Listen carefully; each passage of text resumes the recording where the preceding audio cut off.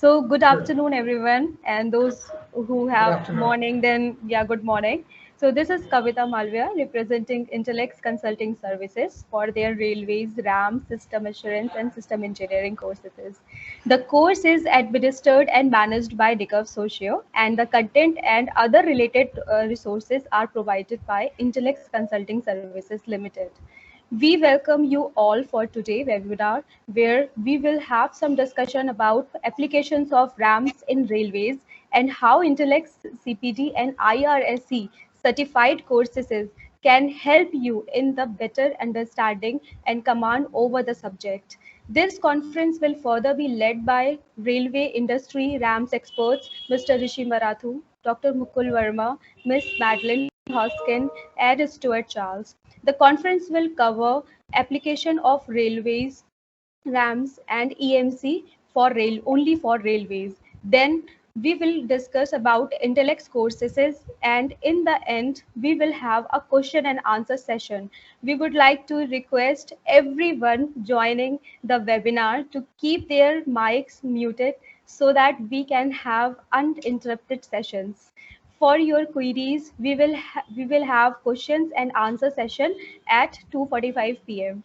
We will also request, if you need to ask any question, please raise your hands. We will try to address the query, or you can send us email at training@intellexservices.com. Now I would like to request faculties to take the lead. Okay, so we'll start with introducing ourselves. My name is Rishi Marathu. I'm the director of Intellex Consulting Services, who is actually holding this webinar and these courses. So the primary idea is that to give you a general idea of the RAM, safety, EMC, system engineering, system assurance. Then there are a few queries we have received on it. Then we discuss those queries. Then we introduce to the various types of courses so that you can choose what type of training program you can have. So I've been working in this field in the railway RAMS itself for last 21 years. Majority of the time I spend in London, and I also work in the Middle East. Sorry, let me just mute.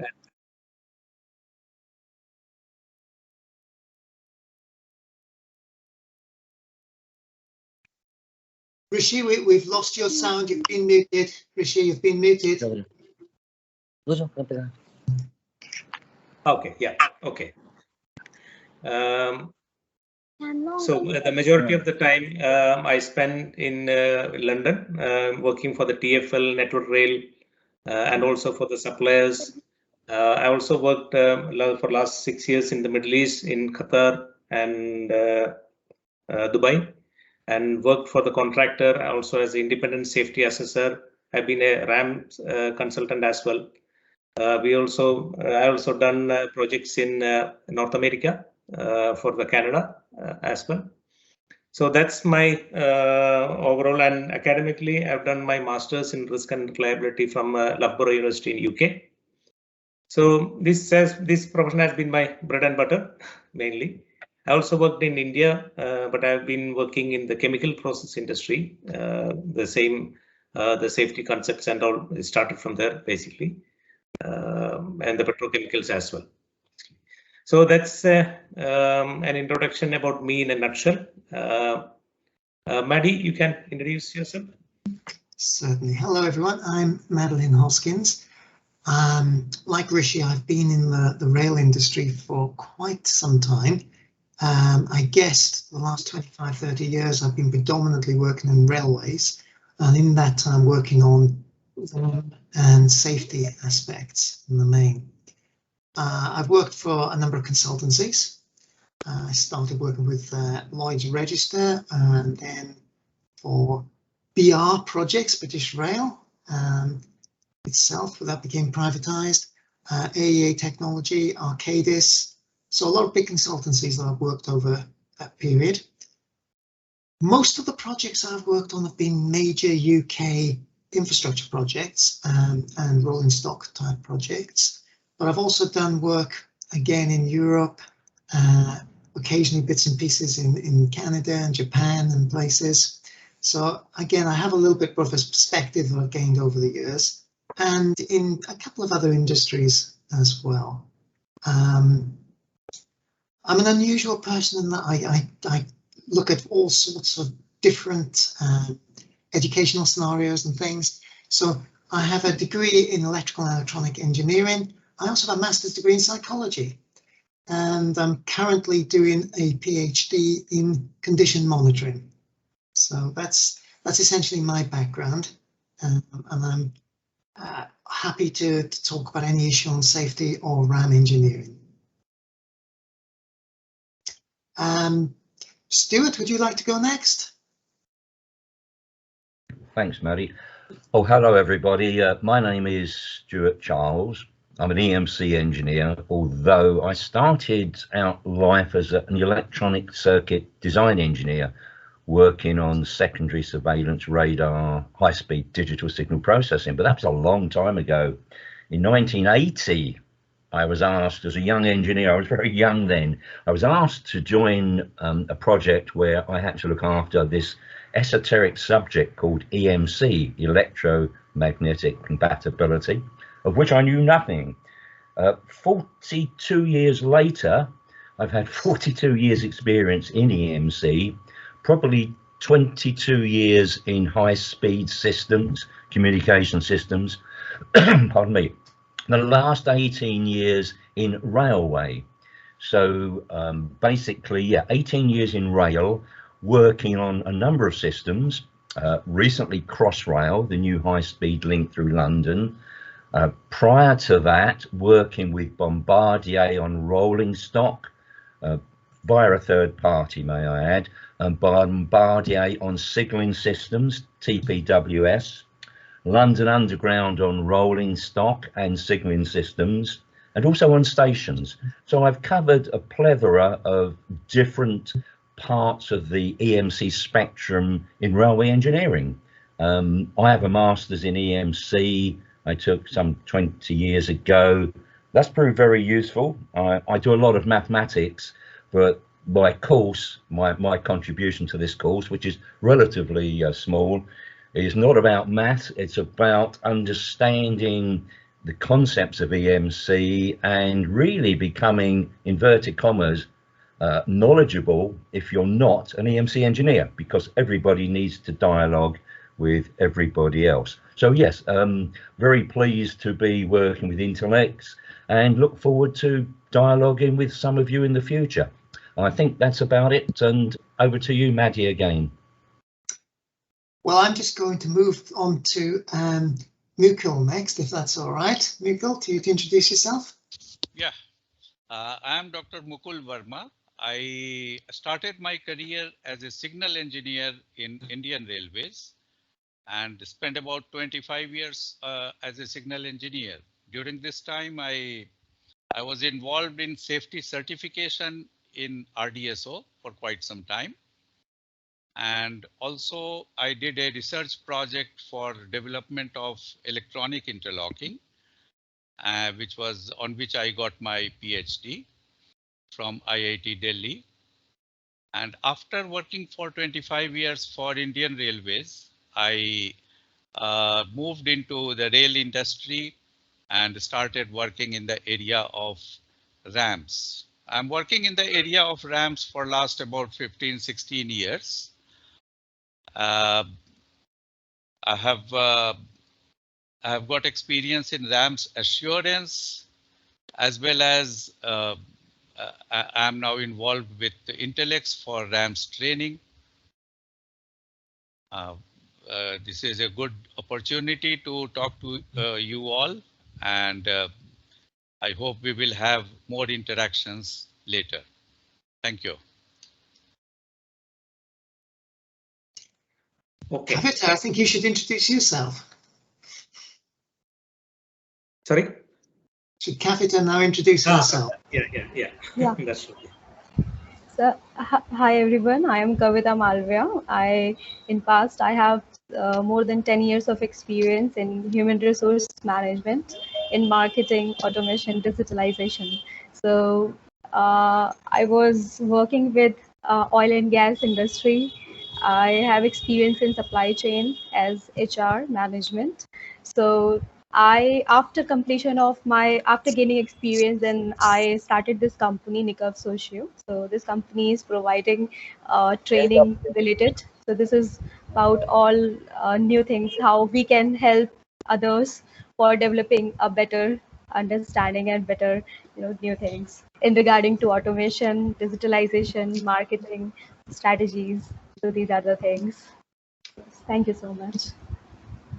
Okay, so I think now we'll move on to the next topic. It's about discussing about system engineering, RAM, safety, system assurance. We give you a general idea. It's an introduction so that people who are new to this field, they understand the basic concepts and what it is about. This is not meant to be making as a formal training session, which will give you a CPD points and other things for your CV. This is to give you an idea about these particular topics and what are the training courses we are doing, which can help you with that.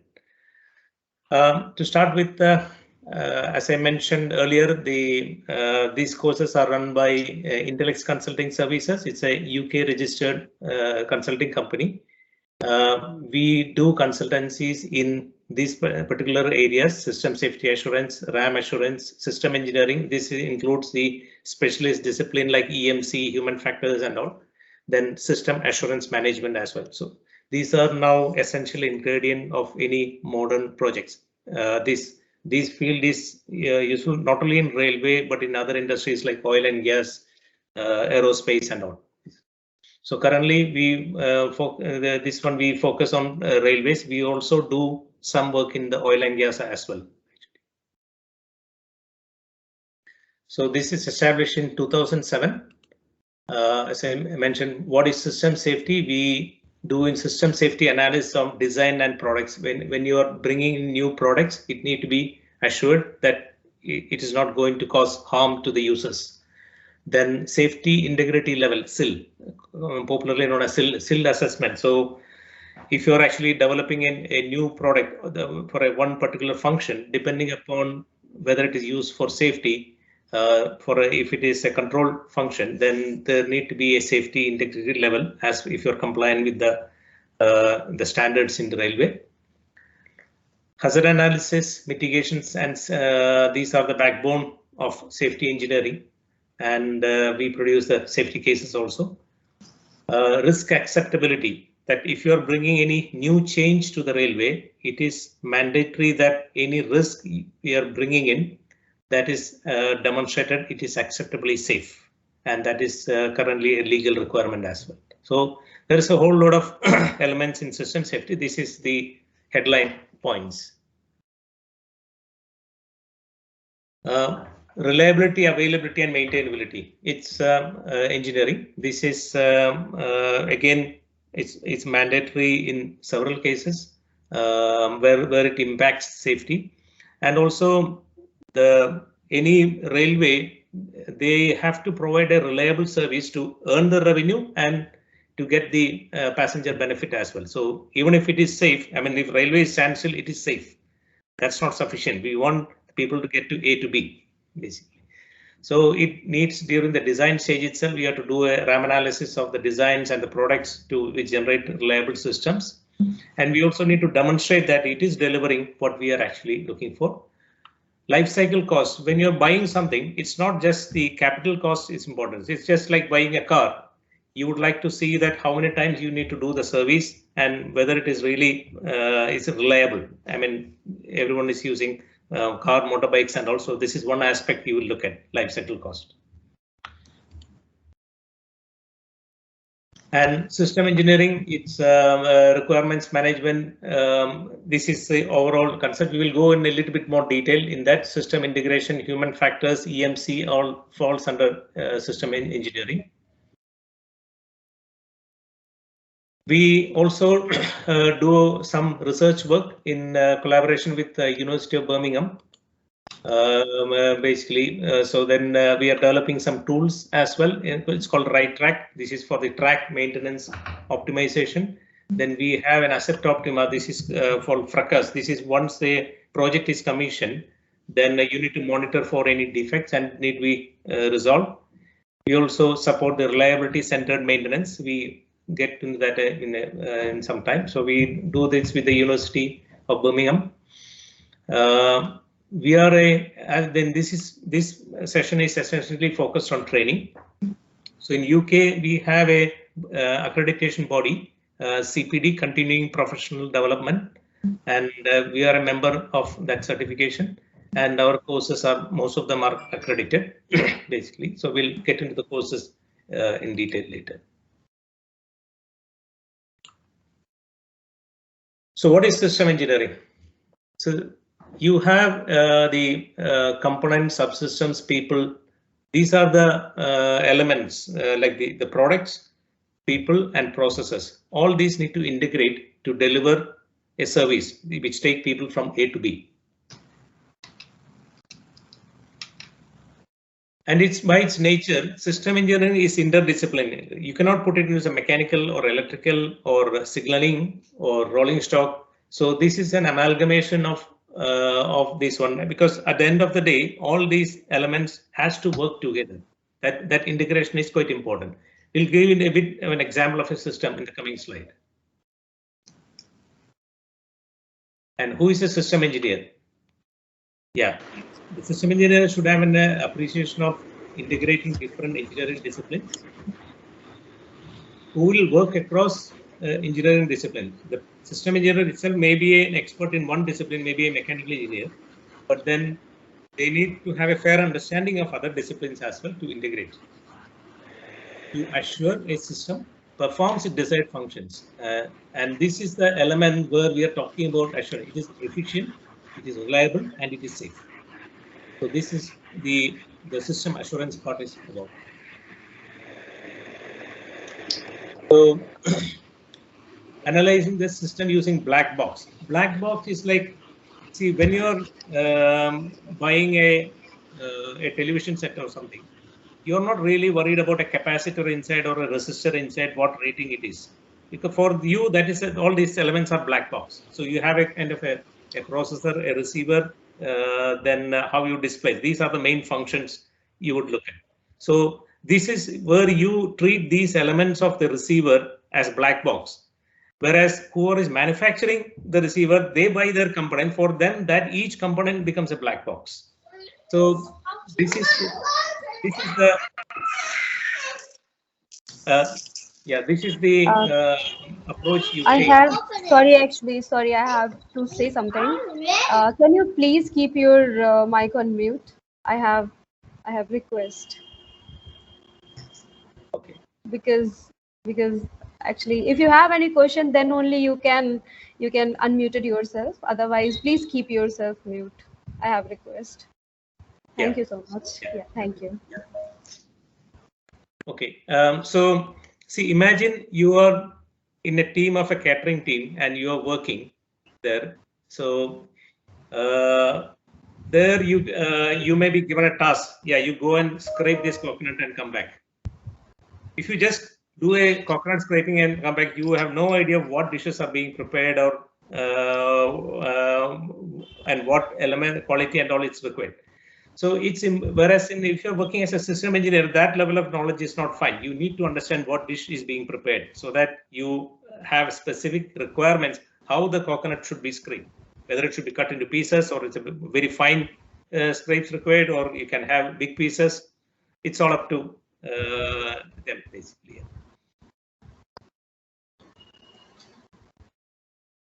Then that's seeing the big picture. Then maintaining a framework of requirement apportionment and V&V. See, requirements at the railway, they are quite complex. So that need to be apportioned to specific elements. As we just give an example of preparing a dish. It has several vegetables, and each vegetable got a specific requirement on cutting, washing, its texture, and all those things. So that's where these apportionment come. And when you put everything together, it meets the overall requirement of the tasty dish. So same way in the railway, There are interfaces between the rolling stock, the tunnel, the signaling, power, track. So there are a lot of interfaces and also comm systems. There are visible physical interfaces as well as dynamic functional interfaces, which are generally invisible. So any kind of non-compliance, and it should be escalated straight away. So it's an interdisciplinary branch, as I mentioned earlier. So we have requirements management in it, which is I mentioned about the requirement system modeling. So these are the things. See, if you're actually going to build a house nowadays, you model it before you get all the 3D model. You can even do a walkthrough of your potential house and make sure that all your requirements are met. It is the same way in railway also. You have several packages where you can visualize these things. So you put a system model and make sure that these are all requirements are all met. System integration, as I mentioned earlier, all these elements has to work together. The train requires adequate power to accelerate, and when it decelerating, it regenerates the power and push it back to the grid. The grid should be able to absorb it. Then only the train can move. So that is just an example. So everything has to integrate. System safety, I mentioned about RAM also we mentioned. EMC, we have another slide where Stuart will talk about it in detail. The human factors. Human factors is an important element because several of the issues happen, even accidents happen because the operator or the maintainer didn't do the action in time or do a mistake. Because as human, everyone is prone to error. So human factors, you design the interactions with the system in such a way that you minimize the human error, and that's an essential ingredient to a safety argument. Performance, obviously, you're doing the investment to get a performance out of the system. So the performance modeling. So what's the headway? Headway means that the distance, time between two consecutive trains. So how many trains you want to operate. So one important aspect I want to point out to say that if you're actually pushing the system into its limits, that's where these assurance elements become very important, because things can fail in a wrong way and which can injure people, can cause collision and other accidents. Where if the performance is relaxed, like you have one train in 10 minutes, many of the issues get masked under it. So when you push the system to its limits, that's where the safety issues could crop up. Basically. So system safety, RAM, EMC, these are generally called non-functional aspects. Whereas functional aspects is like it's about the performance part, and also there are the safety actions as well, that you should apply emergency brake when the safety distance is compromised. These are kind of functional requirements. Whereas the quantitative aspects and the assurance aspects of these elements, they are generally non-functional. So we are talking about system. I'll just give a simple example to get this idea correct. So system can be defined as a combination of components, actors that work in harmony. It can be combined for a larger system or separated into a smaller individual system. So let's look at the system in a railway. Obviously, the first element in the railway to take people from A to B is a train.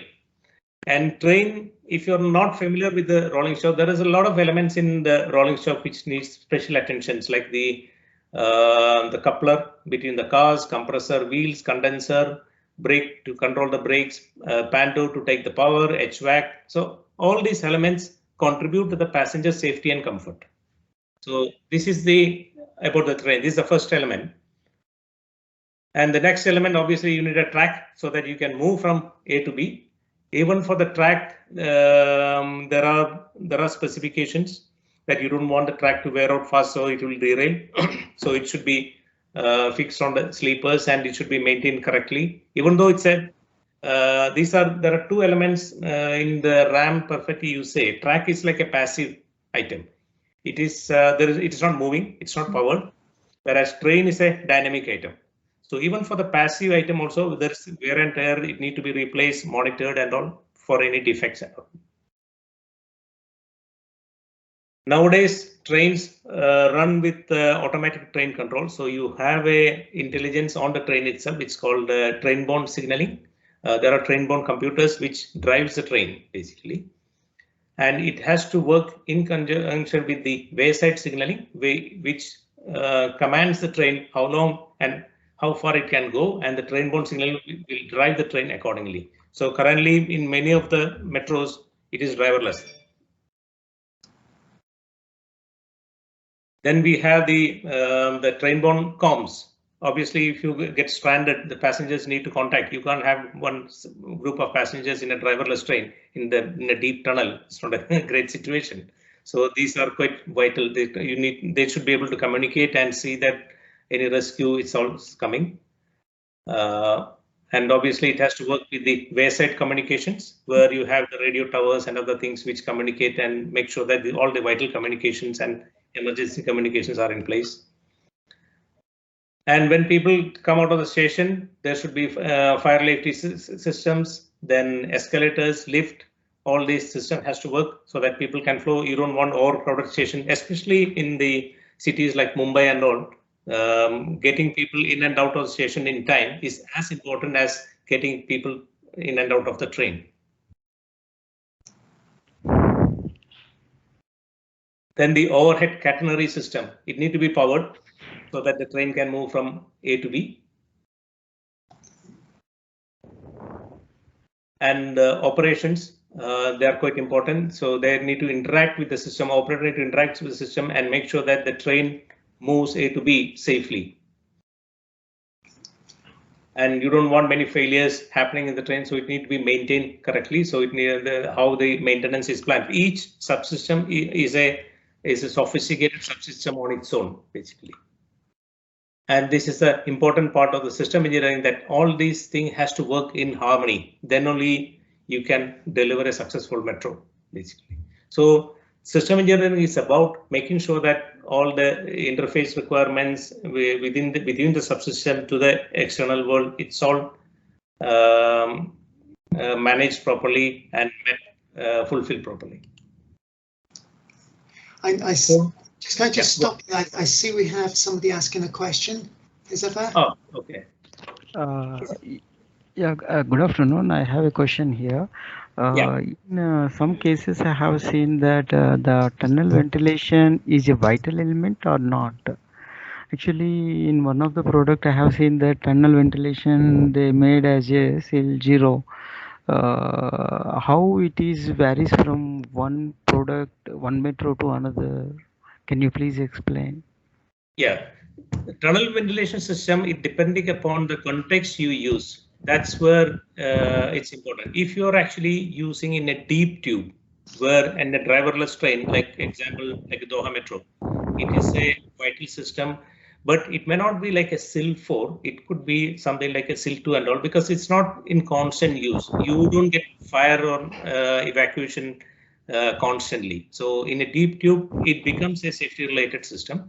Whereas if you're using a ventilation system in the cut and cover area, like it's a shallow tunnel where people can escape. You can distinguish these by the cross section of the tunnel. It will be rectangular wide.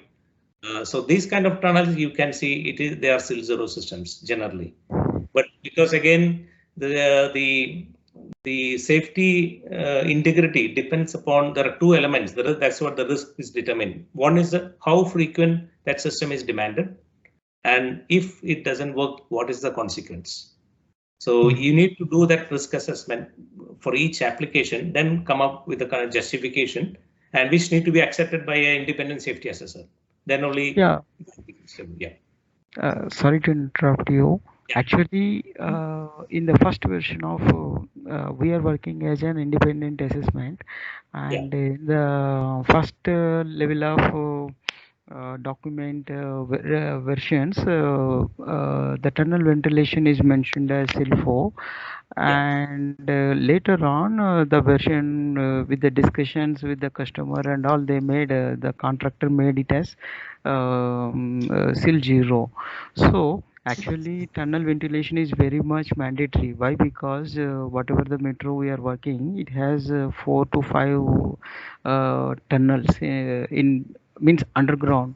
So in the case, actually means what I mean to ask you, or a straight point is, if even if a customer or a contractor says it is not a seal requirement or seal 0, as an assessor, can we demand or insist to make a seal some level of seal 2, or at least seal 2 or seal 4, like that, based on the consequences?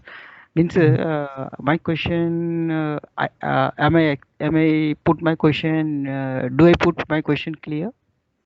Yeah, I think somewhat understood. The thing is that why is coming with seal 0 and all. I mean, as I mentioned, this is a context is important. So there are 3 ways you can accept which particular seal is good. Maddie, you want to say something?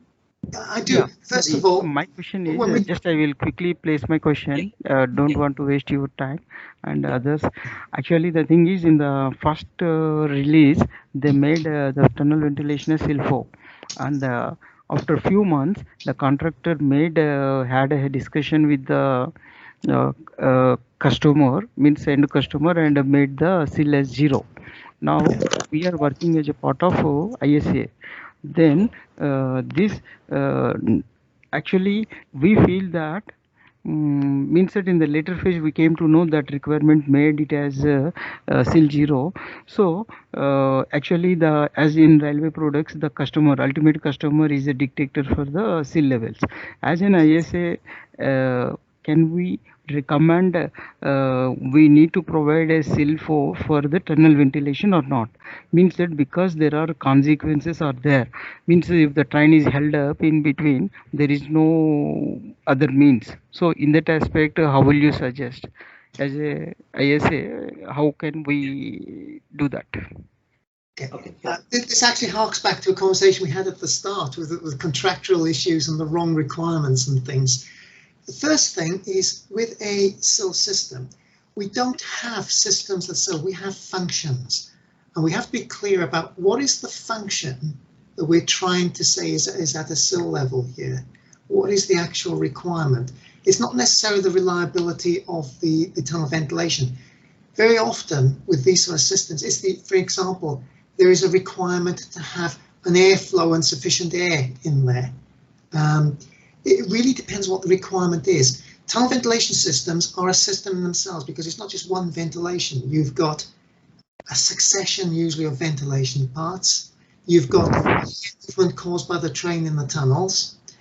And then you have to look at what is it you're trying to do.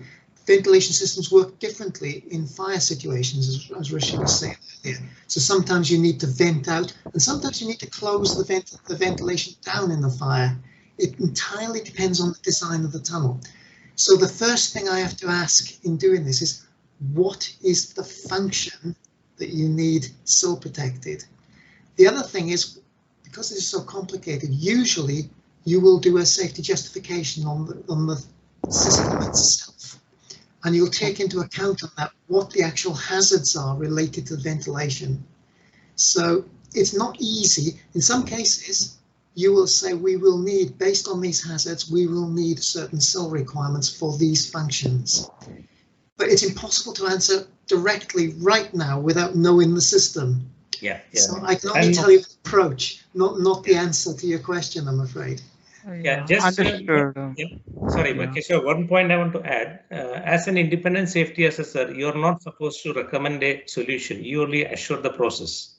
Yes. So then there are risk acceptance methods, basically like similar reference system. If they can justify that risk is not worse than an equivalent application, then you can check that process and say that, yeah, you agree with it or not.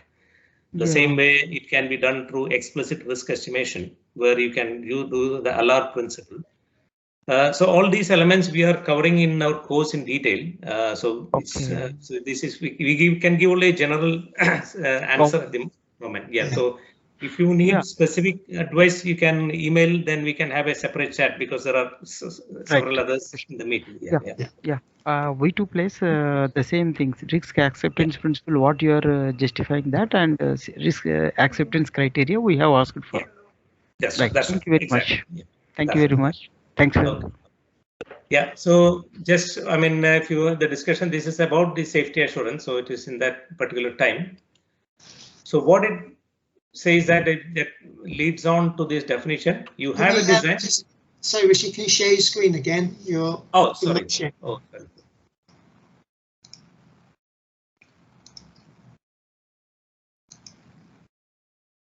Okay, you can see. Yes, that's fine. Thank you. Okay. So then the design complies with applicable standards. So this is one of the main criteria. It is safe. So in most of the safety systems, there are certain standards need to be followed, and there are internationally recognized standards. So if you design as per that standard, it can considered to be safe. And there could be some non-compliances. So then that's where you will have more problem. You will need to get concessions against these non-compliances. That's one of the main evidence of safety. Then you have competent people doing this work, especially working like signaling. There are some licensing schemes implemented in some countries. In UK follows that, probably Australia also follows that. India also, there are some competence schemes. This is a mandatory that you don't want people to design something wrongly, because logical issues, it is very difficult to correct. If you implement the vital design incorrectly, then it's a problem. So it has to be checking, testing, everything. There is a defined process for it. And you don't want to experiment new products in the railway without having adequate evidence that it is fit for use. No one should start. This is especially for where it has a safety impact. So there are again processes defined by the railway authorities how they approve any product for use. And safety risks originated from asset failures. If you have a failure, what is the safety risk? I mean, this is all about safety. It's not about how making things work better. So you have to demonstrate that safety risk is managed in the acceptable level. And lastly, but not the least, operators, maintainers, they should be trained, and they should have. There are several of the risks from the operation. One thing you have to note that during the normal operation, system protects the railway.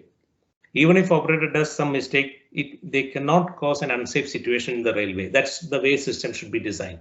But when its system degrades, that's where the operator safety is reliant on the operator, and as well as the maintainer as well.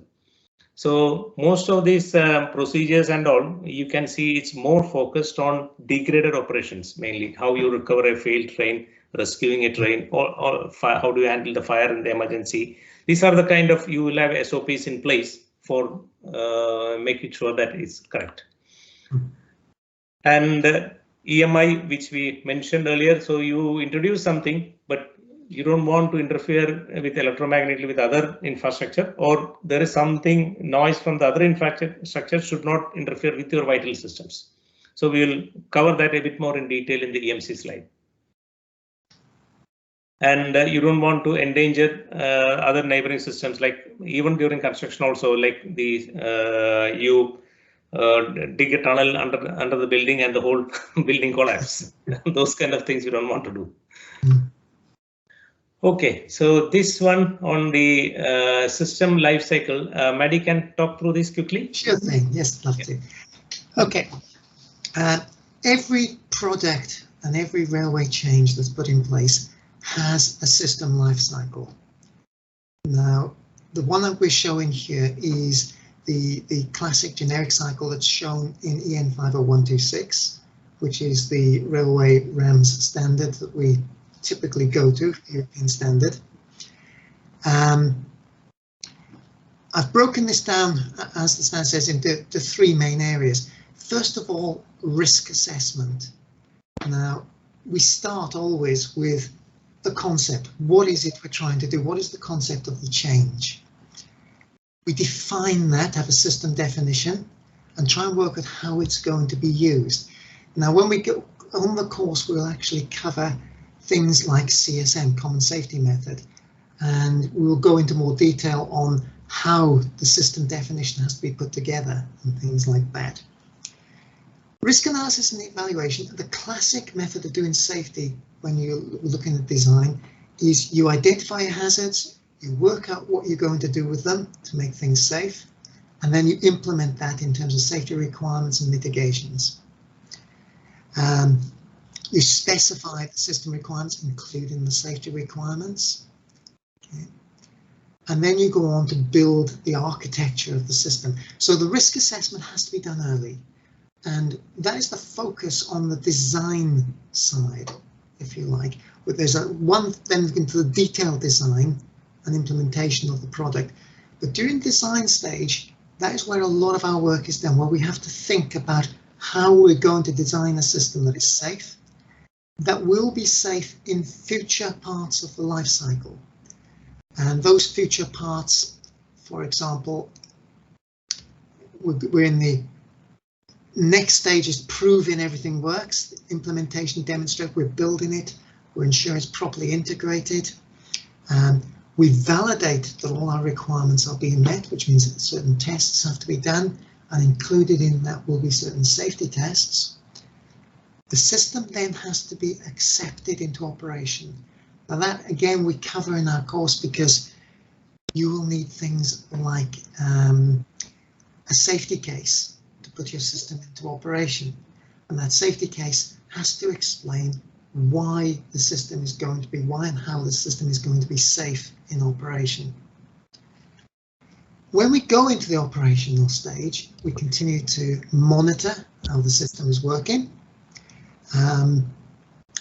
If there are issues that come up either on the RAM or the safety side, we'll need to look at those. Now, again, on the course, we'll look at things like fracas, failure examination. Reporting analysis and corrective action system. It's a quite interesting. Yeah. Do you know when I talk, sometimes I can't remember the words? Isn't that awful? Yeah. Thank you, Rishi, for jumping in there. Fracas is a great way of actually looking in detail what's caused a particular issue.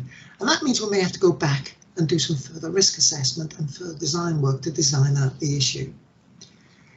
Ultimately, at the end of the project, the end of the life scale of the product, we will decommission. Now, on the railway, decommission is a strange thing because very often things go on for sometimes decades longer than they were intended to work for. And you may actually have in the middle of that some midlife refits where they go back and do some remedial work, some redesign, refit and change the signalling systems and so on.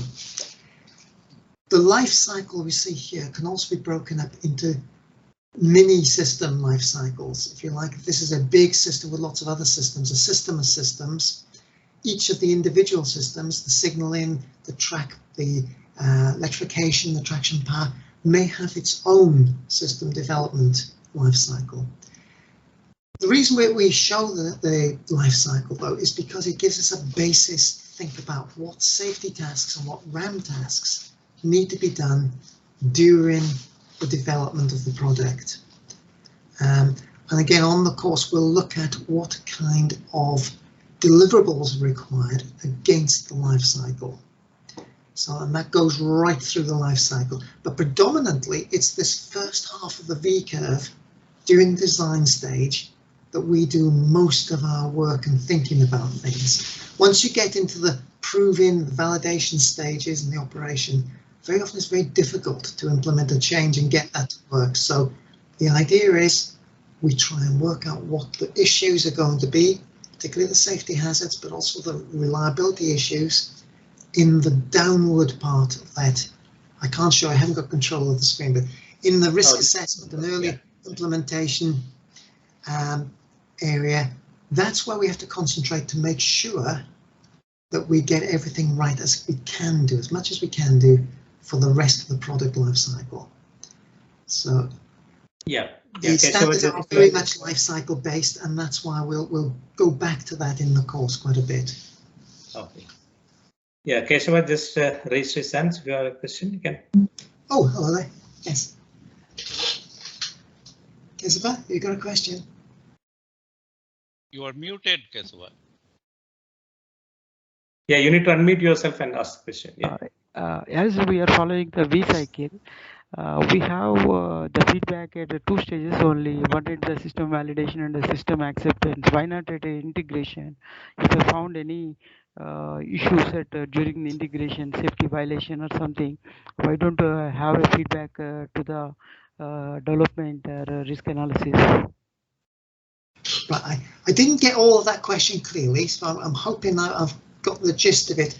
You're talking about when you discover issues and how to feed back into the design, was that it? Yeah, means that here in 2 aspects I would like to ask.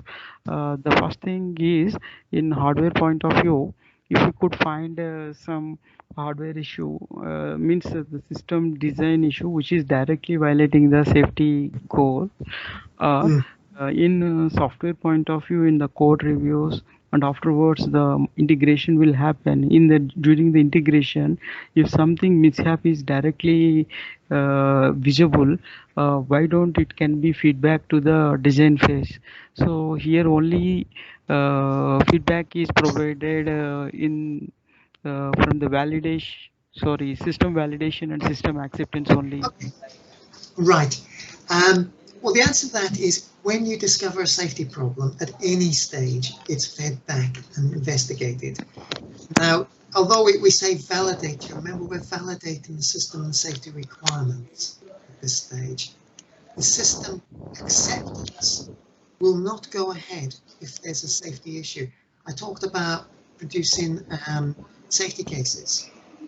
Now, if you can't prove that you've dealt with all your hazards, hazards come out and be detected during that second part of the V life cycle, you will have to deal with it. You'll have to go back in design and sort it out. If your system is not working as intended, it will have to be dealt with. Although we haven't shown explicit feedback there on the issues, I can assure you, no one will accept an unknowingly unsafe product. Yes. Yeah, I can give an example. One of the, can you all please mute yourself? Yeah. So one of the example is that I worked in a signaling project where during the system acceptance stage, a safety issue was identified, which is mainly the interlocking was not delivering some of the signaling principles. So some of the signaling functions. So there was some issue with that, and that particular interlocking, that issue was actually related with the product and the design itself. And they had to abandon the whole product and they have to bring a new set of signaling products basically to do that. So safety, there is no compromise. If you find something at that stage, it's not just feeding back to design and do for the next project or something. No. If you have to take a decision whether you want to, it was a costly decision, but for safety, it was considered that it was necessary. Yeah. Okay, let's just move on. But one last question. Means that in your detailed course, will you provide information about this fracas? From the fracas, we can do 2 things. One is the assessment of RAM figures, and another one is the RAM improvement. So, so will you provide that one as well? Will you cover that one as well? Yes, it actually is covered. Fracas is covered in detail because the RAM demonstration part is a quite important phase. And we have a web-based fracas tool which facilitate the RAM demonstration in a product called Asset Optima. So that's also is shown as a case study. What are we use the reliability growth models like Duane models, deterministic models and all. And even the how you manage the changes and the software drops. Basically, obviously the software would have more issues than the hardware in the signaling products and all. So there, how you manage the software reliability part. Software reliability is normally in the design stage, it is not considered because these are systematic errors. But when it comes in the operations, these systematic errors are revealed in a random fashion, and we have some software reliability models which can be used for that. So means that whatever you said, Optima, Yeah. that tool has cater. The tool can cater the fracas and as well as reliability growth modeling as well. That's one. Yes, the whole RAM demonstration part, including fracas, is mainly to manage the workflow of the fracas, and you produce reliability growth outputs like we do in reliability growth model. It's a probabilistic model, which you can say that if you how effective your fracas is, and if you continue like that, when you are going to meet your reliability targets. Okay, actually we are doing two things. One is the product development, another one is providing RAM services, another one is the assessment. So in that aspect, I would like to know, can we get a trial version of the tool to evaluate it? We can have a separate discussion on that. So you can contact Nikhil or someone, our operations manager. So we will take you through it in detail. Yeah. Thank you very much. Thank you. Yeah. Okay, now going to the RAM part of it. So the RAM, the fundamental element is the bathtub curve. So we are talking about the early phase where the project delivers, and this is where the fracas is quite important to get this curve steeper and you hit this normal life quickly. That's where the fracas is important. If you don't do like that, it can go like this. It will take years to get to a normal life, basically. And after its life, it starts wearing out. One thing I would like to focus is that you may hear some figures of MTBF, like say 90 years or 100 years. There could be even very high figures. So people would say that these are ridiculous figures. I mean, the system won't last more than 30 years. Why you're talking about 100 years of MTBF? You have to bear in mind that MTBF is a nice parameter presented to the project and the client, that it's quite big numbers they like. It is just the inverse of this failure rate. And people often compare with the design life, which is the x-axis here, how long it lasts. So your MTBF equations and all holds good only at this phase during the normal life phase. It doesn't hold good in this phase or in the wear out period. So it only the use of this one is to plan the spares, how many failures you are going to have during the normal life. Because here it is covered by the project. You will have warranty period and other things, so it will be covered by the project. And project's responsibility is to demonstrate in the RAM demonstration, and you show that during have a fracas process, you achieve this. This is called steady state targets, basically. And the operator need to plan for this spares and the maintenance part here. Then the end of life, when it starts wearing out, it gives you early indication, then you go for a new upgrade. So this another bathtub curve should start. So this is the fundamental element in the RAM, basically. So when you say RAM assurance, the system is fit for purpose. You are buying a system for a purpose, that you want to transport people from A to B with a given performance at this speed, at this time, and this is the rate. So those are the elements. So that can be done reliably. That is what the fit for purpose. So what it should show is that the system is capable of meeting RAM targets. There is some contractual targets. It is capable of meeting it. So you need to demonstrate that. Single point failures. This is where the whole system comes to a halt if you have a single point failure, and that should be minimized as much as possible. It's not that every single point failure you make it redundant. It is case by case basis. There is a value engineering principle you would apply, because, for example, you see the point machines. You cannot, even if you have the point the point drive redundant and all, that won't really help, basically, because the point machine is only one. So that's going to fail much more than the drive elements or something like that. So that's where you have to do case by case basis. Whereas the power supply to the field signaling, that's quite important. It has to be redundant, because if you lose the signaling power, you suspend all the service in that area. That's a big impact.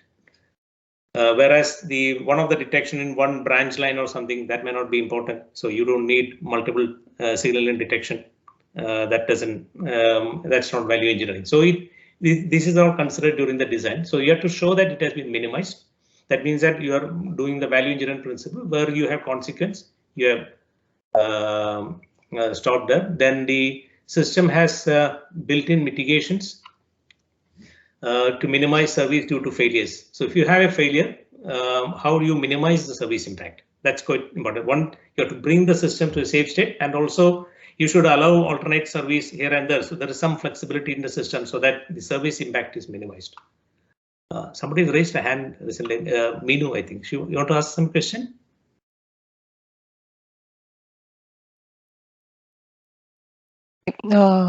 I have a question here. If there is single point failure in the system and you're ignoring it, still the system is prone to fail.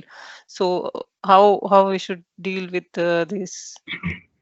Yeah, I mean, just like you gave example for point machine, but system is not still safe. Yeah. Yeah, for the safety purpose, if you can, if it is not safe, obviously that single point failure has to be mitigated. That has to be designed out. But if the system is safe, you may have a single point failure and you still meet your RAM requirements, contractual RAM requirements, then it is fine. There is nothing from the contractor they need to deliver. Then it's up to the client whether they take a call, they want to spend that extra money to mitigate that single point failure. So we can improve the reliability, no? Sorry? Yeah, sir, we can improve the reliability to avoid the single point failure.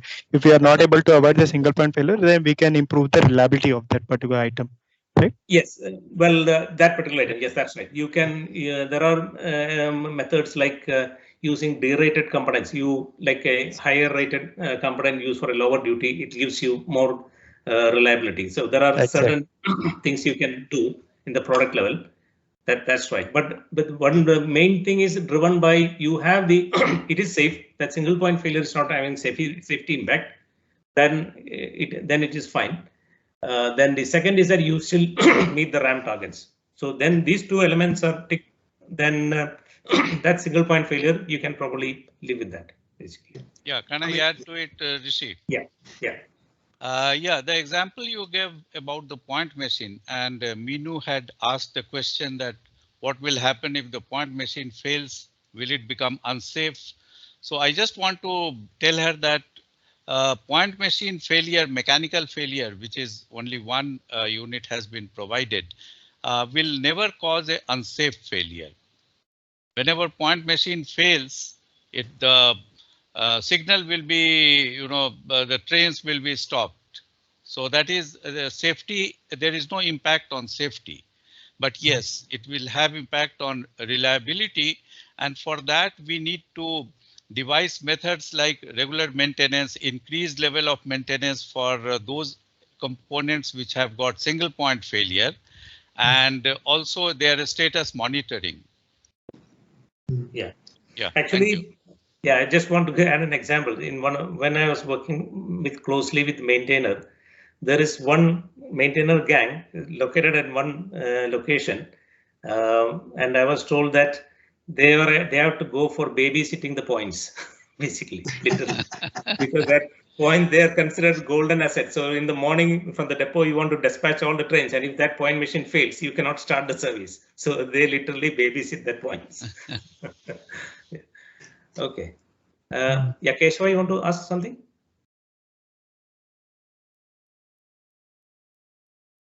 We've got someone else with a hand raised. Yeah, someone else. Yeah, Dhananjay, you want to ask something? Or Sachin? There are three people. Yeah, in continuation to your point. Hello. Hello.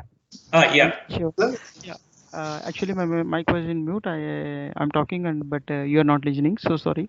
And in continuation to your point, here the requirement is something like safety is SIL4 and reliability is some figure. So how to trade off this architecture in between meeting the safety and reliability? Are there any methods available? Like as of now, we are using like 2 out of 3, 1 out of 2 with hard standby, like that methods.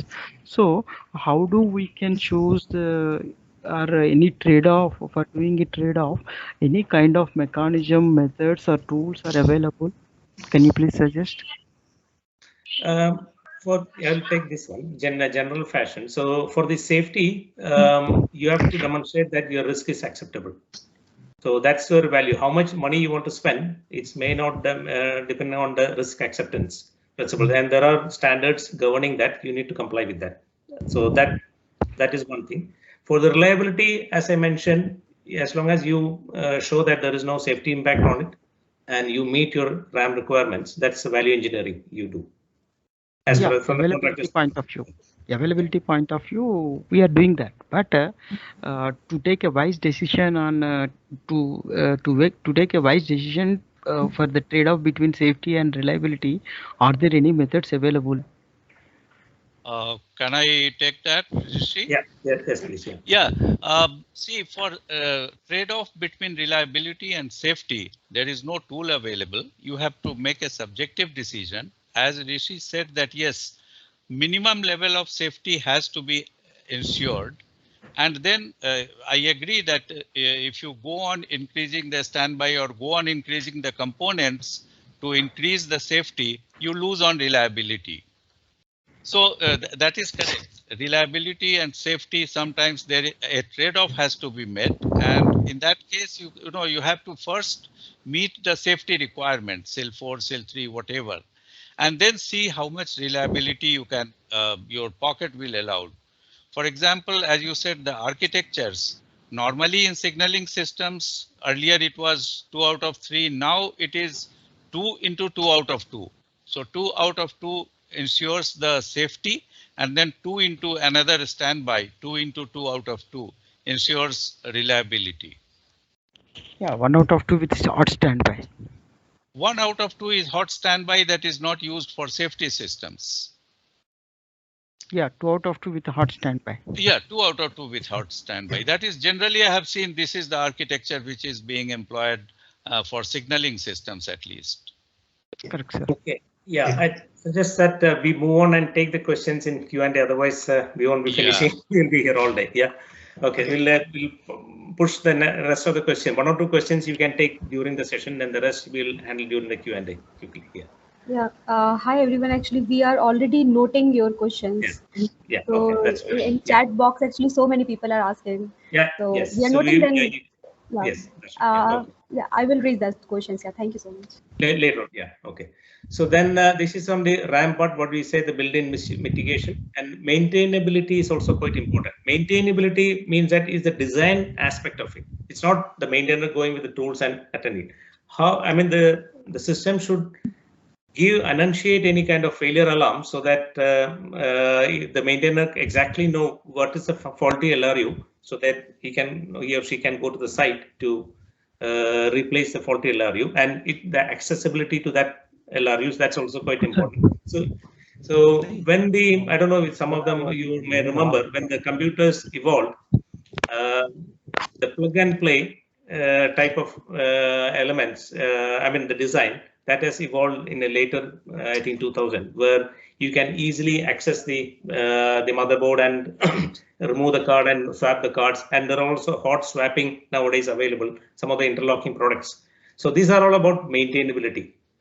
And life cycle cost is a quite important thing. So you talked about redundancy and all. So when you adding a redundant equipment as a hot standby, you have to bear in mind that every kit requires maintenance. It needs inspection, it needs preventive maintenance, and any failure need to be addressed. Then only the redundancy will help. That means that you have to spend additional resources. It is buying, if you 2 cars for a family. If you don't have that level of demand, then it may not be worth it. When the car, one car fails, you can take a taxi, which is much cheaper than maintaining another car for it, basically. So the life cycle cost is an important aspect, basically. And you also have to consider you need an extra garage and everything else, because everything redundancy onto the railway, you need space to put it there, and you need power supplies for it and cables. So it's not as easy as you think just to add things in to make things more reliable. You can end up making it a lot worse and very expensive. Yeah. Okay. Just it's an overview slide. Mukul, can you please go through this one? Yeah, I will take this. So whatever Rishi has talked on the last slide, we will be discussing in this course. For example, we have talked about demonstrating that the required reliability has been achieved. So we have to formalize the parameters. We have reliability, availability, maintainability. There are a lot of things. MTBF, MTTR. So these are these are not subjective terms. We will in this course we will have a mathematical interpretation of these things, and also we will see reliability distribution. Different types of distributions are there. We will see some mathematical modeling which will help us in demonstrating that the overall system has got this much of reliability or this much of availability. And those are, say, reliability block diagram, fault tree analysis, Markov model. These things we will be discussing. We will also discuss fault tolerance, that is how to improve reliability and safety. Like we were talking about 2 out of 2 architecture or 2 into 2 out of 2 architecture. So these things we will see in the chapter on fault tolerance. And we will also see the importance of apportionment of RAMS parameters, where you have been asked to, for example, suppose you have been asked to produce a system of particular reliability. How do you decide Hello, the sir? reliability? Yes, please. Can I complete? Yeah. Importance of apportionment. How do you apportion the required reliability and safety parameters to the components so that at the end of it, you will be able to demonstrate, mathematically prove that yes, I have achieved the required reliability. Yeah, somebody had some question. If you have something in brief. Yeah, raise your hand, then we can go in order. Yeah, quickly. Yeah. Keshava is there. Yeah. Keshava. Yeah. Keshava, can you go on? You need to unmute and talk. Keshava. Yeah, my question in quickly is for maintainability. For at the design stage, we need to provide maintainability prediction. So, which standard will you recommend for railway products? Or means that if I'm building a total CBTC system, it is a very complex. So, if I'm predicting the MTTR for the whole system, it is very complex and tedious. So, how will you suggest? Yeah, for example, suppose you have been given a target MTTR. Now for different subsystems of CBTC, like train-borne system, your wireless communication, you will apportion the repair rate for these things depending on the practically available components. And then prove that yes, if you have achieved the MTTR, different MTTR for different components, then finally the CBTC system will have this level of MTTR. We will, with this model of RBD and Markov model, you will be able to demonstrate that. Sir, my question is different. Actually, if I'm building a totally new system, so what kind of MTTR prediction method I have to use? I know that MIL 472 is there, we are using that one, but it is becoming a tedious job. And as you said, we can use the field data of field experience. That is fine. But RBD, how it will help? That is what my question. And apart from that, for quickly means that if I'm building a new system and need to predict the MTTR quickly, what are the other methods available? Just I would like to know. Can I just start? Yeah. When you're doing maintainability predictions, there are a couple of things to take into account. First of all, the average repair time depends on how often things fail. So we use something called a reliability weighted maintainability analysis. you look at how often something fails and weight it, the repair time by that. So the average you get is an average depending on how often things fail. The data you use is fine if it's field data, but the other thing you must always take into account is, for this, are you talking about service affecting failures that need to be repaired, or just all failures? Typically with this, we want to know about services that affect the railway operation, how long it will take to get the operation back, the railway back into operation. So we tend to look at things which directly affect the railway. They're likely to be single point failures, how often they happen, and then how long it'll take to repair. And the repair time is detecting the failure, getting someone out to it, even if it's someone babysitting the points, as Rishi said earlier, making that repair and getting it operating again. Yeah, I mean, so the short answer is failure rate weighted maintainability assessment. Thank you, madam. Thanks for your information. But here we are following the same approach. Here the problem here is, as the railway system are very huge and large systems. So predicting at LRU level also it is taking too much time. In order to do the MTTR prediction, means average repair time with failure rate based weighted average and fault diagnostics, too much time. So how could I minimize that one? Are there any other methods available?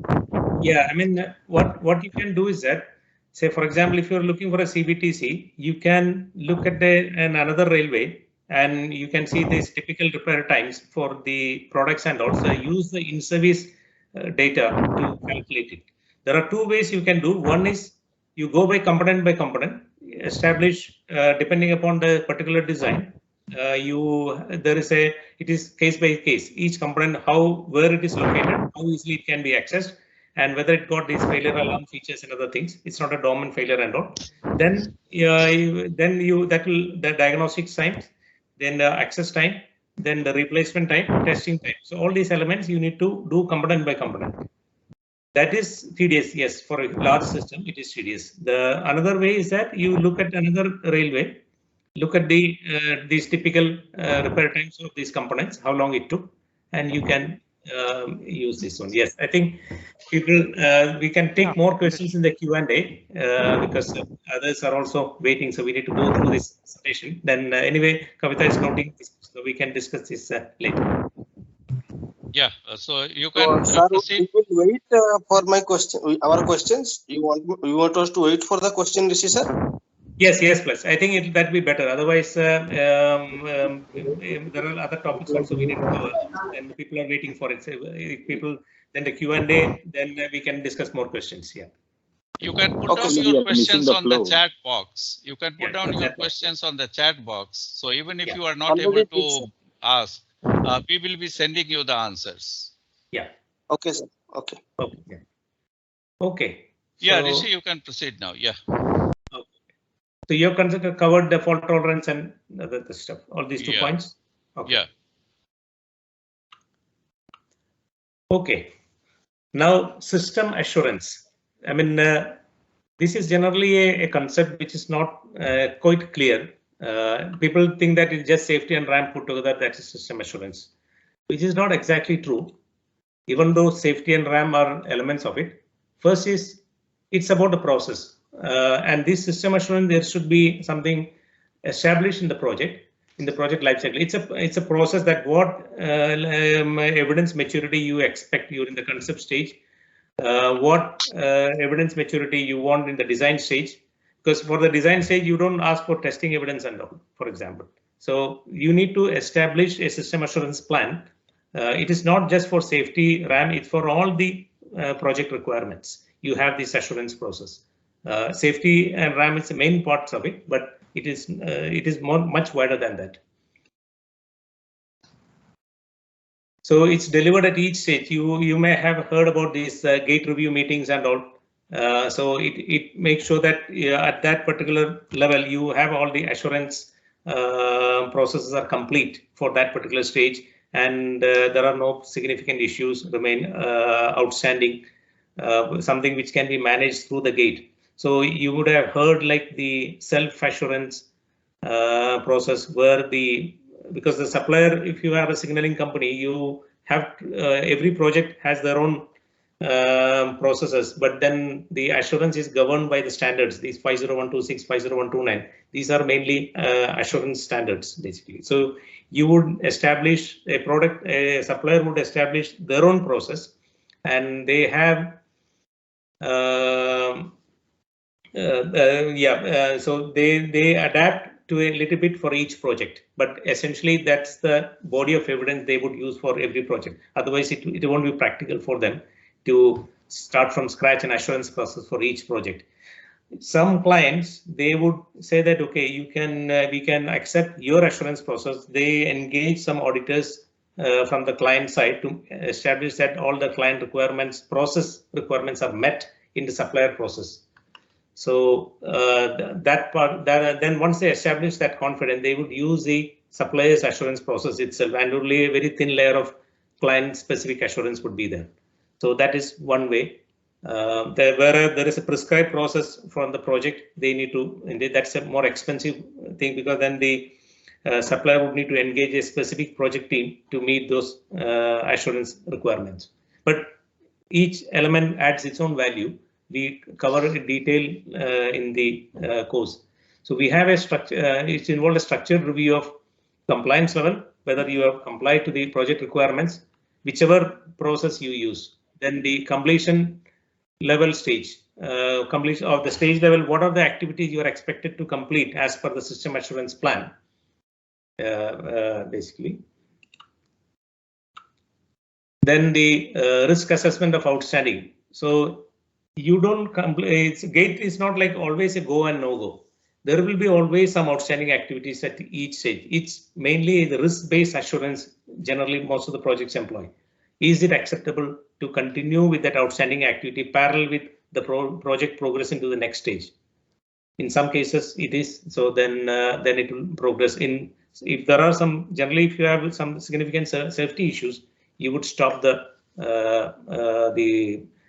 project until it is resolved. So it's performed using, you have peer and internal discipline expert review.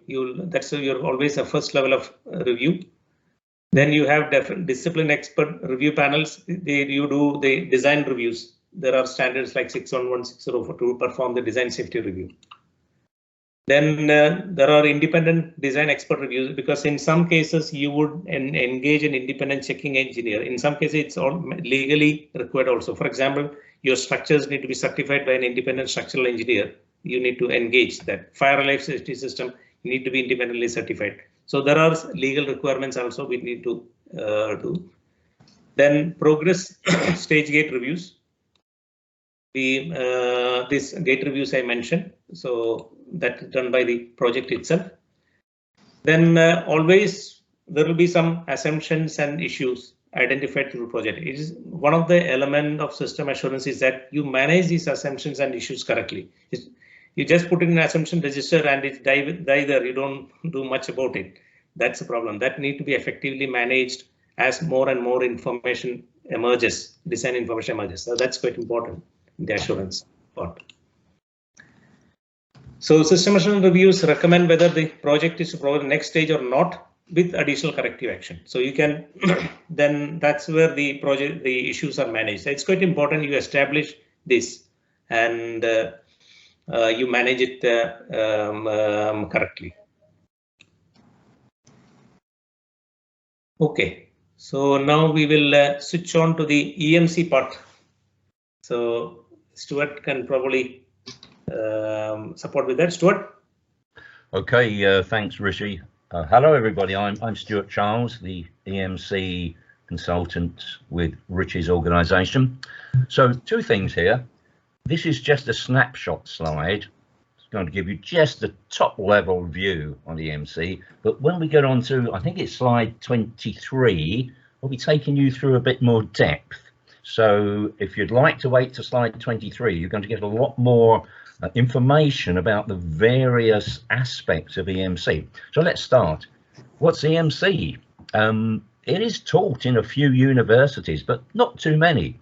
I'll be interested at the end to know whether any of you ladies or gentlemen, have actually been taught anything about EMC in your universities or colleges? Very interesting question. Okay, so what's it all about? Well, fundamentally, going back a few years, it was really about protecting the radio spectrum. I'll give you an example. Here I have the ubiquitous, omnipresent mobile phone. Everybody has one, right? So let's imagine we were receiving a message, we've got a conversation going, and suddenly we lose that through interference. That could be safety critical. If you had a fire situation in a station, for example, and you lose communications. So EMC fundamentally is about protecting the radio receivers from interference. It's a very key aspect. That's how it all started. Secondly, we want to ensure that any cables, signal cables, power cables, my goodness, we've got a lot of these in installations. If you look at a station, lots and lots of them in usually in trunking, but not always. We want to ensure that these do not carry or pick up electromagnetic interference. And I've got an example here. When I take my glasses off, and I'm an EMC engineer, and I put them on, I get a shock. Here we have, if you can see this, a monopole, an example of a single pole aerial. And then we see a cable. And I would say to you, what's the difference? And there is no difference. They're both bits of wire. So when I put on my EMC glasses, I see every cable as an unintentional antenna. And we have thousands of them, thousands in a station. They can pick up interference and they can produce interference. So we have, I think, what I'd call an antenna farm. That's a good description. So, okay, that's an interesting issue if you're designing a large installation or rolling stock. And thirdly, very, very, very importantly, and this is where I think EMC becomes safety critical, we need to ensure that we don't upset safety critical systems. Let me give you an example. I've been working with Bombardier, who manufacture trains, as you obviously all know, on what is called a TPWS system, Train Protection Warning System. It comprises two large loops in a track, train goes over them, the loops signal to the train system, it's a magnetic field as it happens, but that's fairly academic at this stage. And if the train runs too fast, the loop signaling system ensures the train brakes in a certain sequence. Basically, if the driver goes to sleep or anything else critical happens, this signaling system is meant to protect the train and its occupants. Now, if we upset the TPWS system, and we did have a problem with that, I'll tell you about that in 2 seconds. If we upset that, we've got a catastrophe. This is terribly, terribly important. So EMC comes into its own in safety critical systems. Now, to give you an example, when we were testing the Bombardier trains for Crossrail, this is this new system going under London that should be ready in a few years. It's a bit late, but should be ready fairly soon. An interesting thing happened. The TPWS system, which signals at about 66 kilohertz, there were some false signals. And obviously this started an investigation, and people were saying, why are we getting false signals on this safety critical system? And they worked out that the 60th harmonic of a legacy signaling system was producing an identical signal. And this was an EMI, electromagnetic interference issue. Okay, I'll move on briefly because we are coming to this on slide 23. This is just a quick overview of some of the standards that we have to meet just on the railway. There's hundreds of standards if you start looking at stations and electronics. Every piece of electronics has got an EMC standard it has to meet. So here we see EN 50121-4, which is all about signaling systems, basically, so communication systems. The train itself, and this is just an example of a train, obviously not a station, has to meet emission standards. You have to put an aerial, that's called a log periodic aerial, as it happens, up at the side of the track, 10 meters from the train, and ensure it doesn't produce too much. interference. Quite a long test, takes a few days. Train has to be stationary and moving.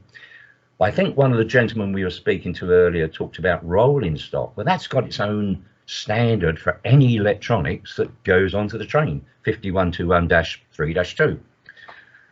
And power supplies on the railway, 5121-5. I'm not going to go into details on these, and that's covered a bit more in the course. But you can see there's a plethora of standards, and if every bit of equipment doesn't meet its appropriate standard, we could have, not necessarily, but we could have an electromagnetic interference issue. That's a very, very short overview. On slide 23, I'm going to go through all of the aspects of EMC that are important and that we cover on the course. And just as a final comment, the EMC course is not for EMC engineers.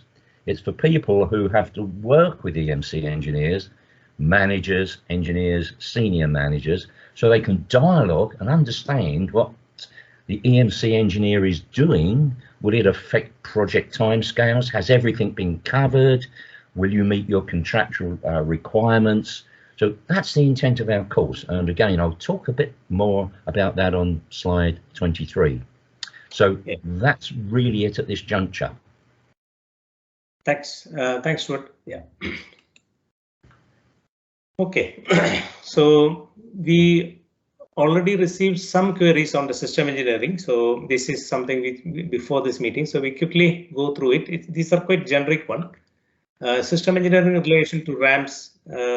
We discussed already in these slides, so hopefully that is answered. It's the RAMS process. RAMS is an element of system engineering, and it follows the same process. Basically, how to learn RAMS? Yes, that's the next set of slides coming in. Then CBTC technology. Yeah, we have discussed this extensively in the RAMS. It's not different RAMS for CBTC, except it's more intensive and there are more elements to consider, and the trade-off between safety and reliability and all are also required. That's more in the CBTC part of it. On the certification, yes, we can give a attendance certificate if you don't want to go through the exams and all. That's fine. Then there is from Sayan, there is a question on the certification. Certification, we'll discuss the courses now. So we are a member of the continuing professional development. So the certificates are accredited by CPD, most of the courses. Then we have an advanced course which is certified by IRSC also, basically. So we will issue those certificates with those logos. Then there is a question on RAM system assurance. Will implement a SCADA upgrading in a revenue service project? Yes.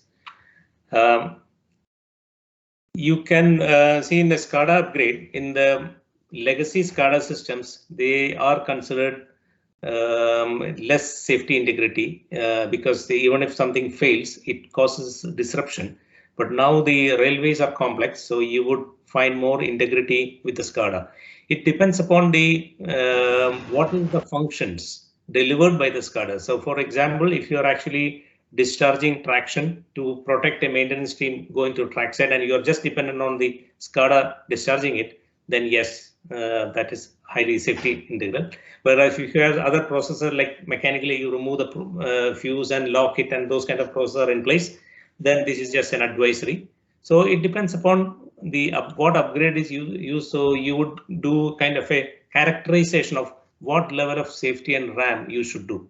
So that is the one thing done on the initial stages of project, which we are covering in the system assurance module.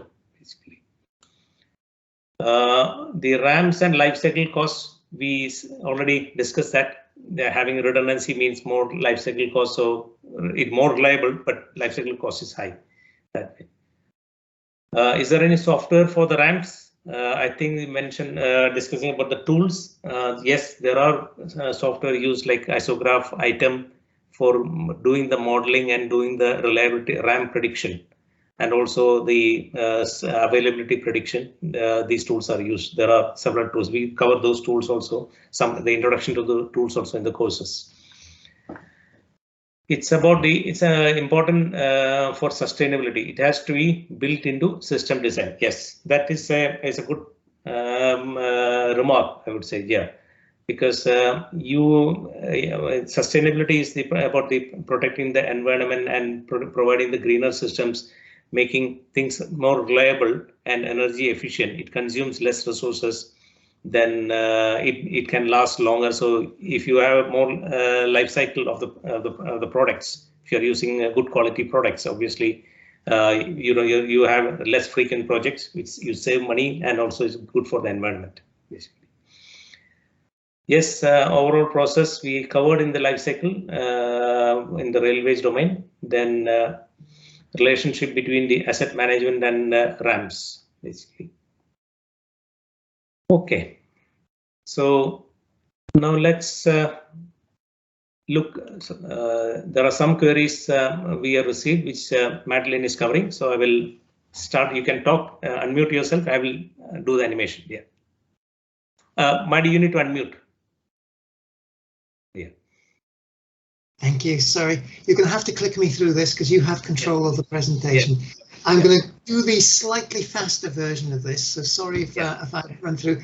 And Rishi, you might want to think about which slides to focus on, because I think we've got too many for the time to go through and we want to have a chat with everybody before we finish. Yeah. So maybe we could point people at some of the course information, just do the major bits. Yeah, that's going through. Okay, so somebody wanted to know about application of RAMS. This was an interesting one because it's a very generic. If you just click through, Rishi. So I thought I'd put up a picture here. This is the faculty we have here. Now, Stuart was claiming to be the oldest. I thought it was between him and Rishi, who was the youngest, actually. The fact is, we've all worked on railways for quite some time and on our specialist subjects. Stuart was saying how many years, 40 odd years, he's been practicing EMC engineering. Between us, we've applied in practice RAM and safety engineering on a whole host of projects, and that's what we hope to be able to impart to you. Have any of these principles and practices been used in the aerospace? Yes, I started working in the defence industry. Like Stuart, I worked on radar systems, oddly enough. My speciality on those was working out if they were working or not, the built-in test functions. Very briefly, as an example, FAMICA, failure mode specs and criticality analysis, that really started in defence. It was picked up by people like NASA on the space industry. It's spread into civil aviation and even cars. All our techniques are used elsewhere beside the railway. So we've taken on board, we developed some and pushed them in new directions, but generally all the techniques are applicable in other domains as well as the railway. Just click again, we'll see, click, click, click. Rishi, click. Yeah. No, we've gone back. That's it. Safety cases, again, that's come from the oil industry, and they started after Piper Alpha disaster, where basically 165 people died because they thought they'd done everything safe. They'd followed all the standards, but they hadn't thought about what they were actually doing on the platform. And that's what a safety case does. It considers what your operations and your products are actually doing and shows that it's safe. So safety case is another thing that's come from another industry and is incorporated into the rail industry. All our techniques, it's a very transferable skill set we have as RAM and safety engineers. Rishi, click. Okay. I need to know the significance and importance of, that's my spelling perhaps, of RAMs in the railway projects, yeah? So we just very briefly, oh, no, we missed that, thank you. Railway projects generally are about improving capacity and performance. The whole reason they do changes on the railway is to make things better. You do not get any improvement if the system you're putting in is unreliable. It has to work reliably, or else you get a whole load of discontented commuters and travellers stuck at stations, stuck on trains. So reliability is integral to making improvements in the railway. And as we said with the safety cases and the hazard analysis and everything else, You cannot change a railway operation without considering safety. So the significance is it's integral. Any change that's done, we have to consider RAMS. Next. Right, I've seen a few questions pop up about SIL as we've gone along, and I know Rishi's mentioned it. I can't go into depth here about how we do SIL calculations and everything else. Just pop up the table. This is just taken from 50126. It's the basic safety integrity levels and what they mean in terms of failures per hour for the functions that we're looking at. In the course, we actually have a dedicated module where we look at more depth at SIL allocation and how to calculate it. There's also a practical side to this. I mean, if you've been in the railways long enough, you tend to have a feel for what's going to be SIL 4 and what's going to be SIL 2 and everything else. And then you get the odd questions about should a tunnel ventilation system be a particular SIL level. So we will cover the general principles and do some mathematics for that in the course. And I can't teach you SIL levels now because we're hurrying through, but they are important, and so are software integrity levels, which we'll also look at. Okay, next. Overall structure of RAMS activities. Right, well, if you bring up the next one, the life cycle diagram. Yeah, I briefly went through this earlier. We will look at in the course all the aspects that are required during the life cycle, and everything's a bit life cycle based. You have to do things at the right time in the development life cycle, and you have to think about the other parts of the life cycle while you're doing it. Okay, I think there was one other question we added on. Model and matrix analysis of the reliability system and explanation with the standard assembly. Several different ways of looking at this, but I think first of all, modeling. Yes, we talked about doing RBD modeling, availability modeling, and things like that. That's going to be covered with the mathematics by Mukul. Matrix analysis. We do risk matrices, and again, also with Markov, it's very matrix based, the mathematics on that. So you'll certainly come across some of that we've done on it. The main standards I've popped up here basically are ones that we keep referring to on the course for the safety and reliability side. EN 50126, both parts of that. That's the overall one for railway reliability and safety. 128, which looks at the control and protection systems and signaling, communications. 129, which I keep getting things open up. 129, again, looking at safety related in electronic systems for signaling specifically. Okay, and the software side on 128. So we will look at the standards in a bit more depth. There are other standards which do pop up, particularly in relation to SIL levels, for example, and things like that. You must bear in mind that while we follow specific standards on this course, and we'll look at some of the others, in your particular countries, there may also be different standards which you have to apply for safety and reliability on railways and to comply with national rules and laws. But the principles tend to be the same, whatever standard you're following, because it's based on good established practice. Okay, so that was me flying through a few of those questions. I think Mukul's got some to answer that, so over to you, Mukul. Yeah, thank you. So we have some questions. One from Minu Bharadwaj. Want to understand calculations regarding prediction of reliability, prediction of RAMS. Well, prediction of RAMS is done by different tools we will see in the course. That is a reliability block diagram and Markov model. We will use these for prediction of RAMS. And why do we need prediction of RAMS? The answer is by predicting the RAMS at early stage, like in design stage, you will be able to see, or you will be able to demonstrate what kind of reliability and availability and also safety are you going to achieve. Then this will also help you in determining the life cycle cost of the system. And very importantly, it helps you in identifying the critical components of the system, like single point failure or any such critical components. The second question is from Mehul Rana, and a related question is from Mr. Reza. So why do we do the need to understand reliability calculations? Well, reliability, this is the point around which the whole course is built. So it is a very generic question, but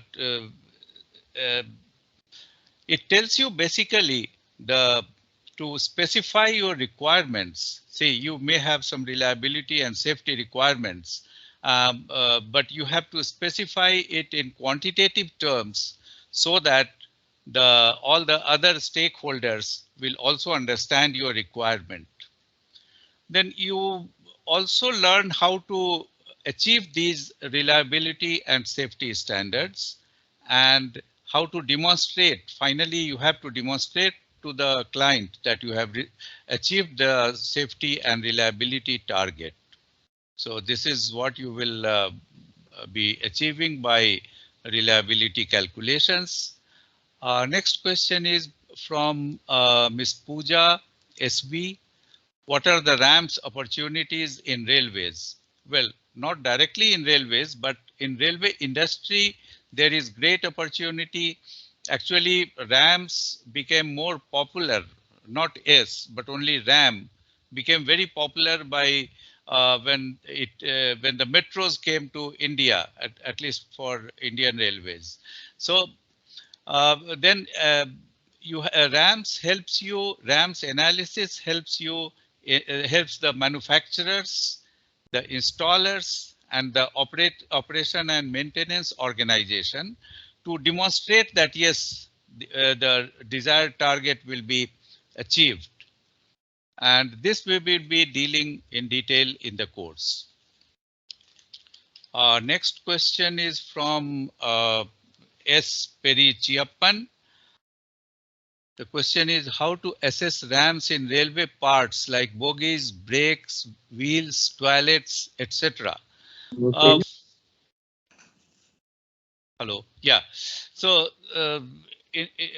what you can find out the system RAMS. For example, if you talk about a rolling stock, then for every part you have got some data by experience. What is the failure MTBF? What is the MTTR? And from that you can calculate the overall RAM parameters by some methods that we have already discussed. Similarly, safety level.